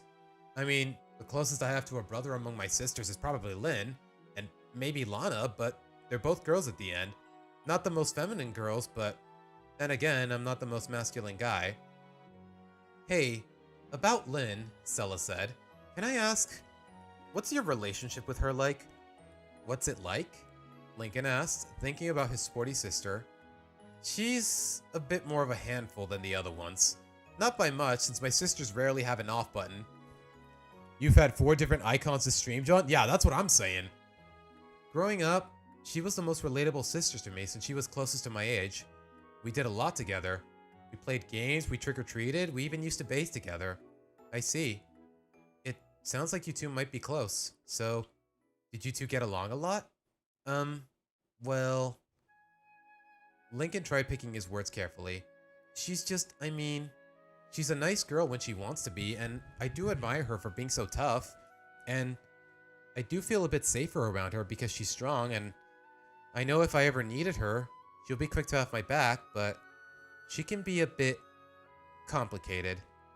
Does she bully you?" Stella asked. Lincoln was about to disagree, but he actually had to think about that. He knows that despite her attitude, his sporty sister does love him. At least he believes so. And she has shown to be protective of him when he needed her. But that doesn't change the fact that she's not always the nicest to him. And out of all the sisters, she can be the most aggressive towards him. Lori may be bossy, but that's usually the worst of it. And she knows when to dial it back. Lola is bratty, but even she shows a soft spot towards Lincoln more often than not. And her brattiness is likely her just wanting Lincoln's attention. Lynn, while she probably doesn't mean to, can be too much to handle. Between her insults and her physical aggressiveness, while he metaphorically has thick skin to handle the insults, physically, he doesn't. Lincoln? You still with me? Huh? Lincoln said. snapping out of his thoughts. Right, sorry, your question just took me by surprise. Sorry if it's too personal, it's just that you two seem to have such different personalities, and I want to make sure you still truly care for one another. I know you said you love your sisters. I just hope that they love you just as much. You're lucky to have a big family. It would upset me if it was taken for granted. Oh, sweetie. If only the showrunners actually never took that idea for granted either. The fact of the matter is, they really have. Well, I know my sisters love me. They just have a weird way of showing it, Lincoln said. Lynn's way of being, well, is being who she is. Yeah, she can be mean and rude, and she causes a lot of headaches, but Lynn hasn't had it easy either. She used to get bullied in school, so she had to develop a tougher personality. I think maybe that's why she's so hard on me. She wants me to be tougher. Well, I guess that makes sense. She wants you to be able to stand up to bullies. Yeah, I mean, I tried to. I had a bully once. After a while, I decided enough was enough, and I was ready to confront her. Were you gonna fight? Oh, no way, I'm not one for violence. I was gonna use my words and let them know that I wasn't going to tolerate being bullied, Lincoln said. Lacey, I heard that voice crack. Yeah, sorry, man. You know what? I need some water, guys. I'm gonna take a bit of a break. I'll be right back. Yeah, if my voice is cracking, you know something is up, so yeah, I need some water.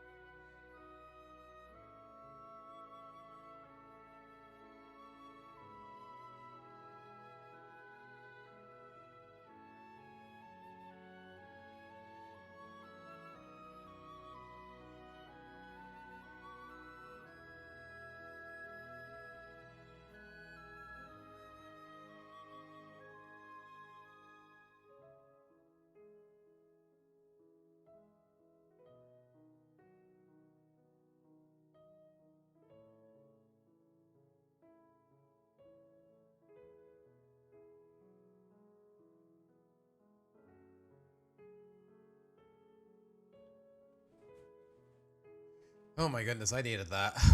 John, even though you don't deserve all the credit, thank you for telling me my voice cracked, cause good God, my throat was definitely hurting there. Alright.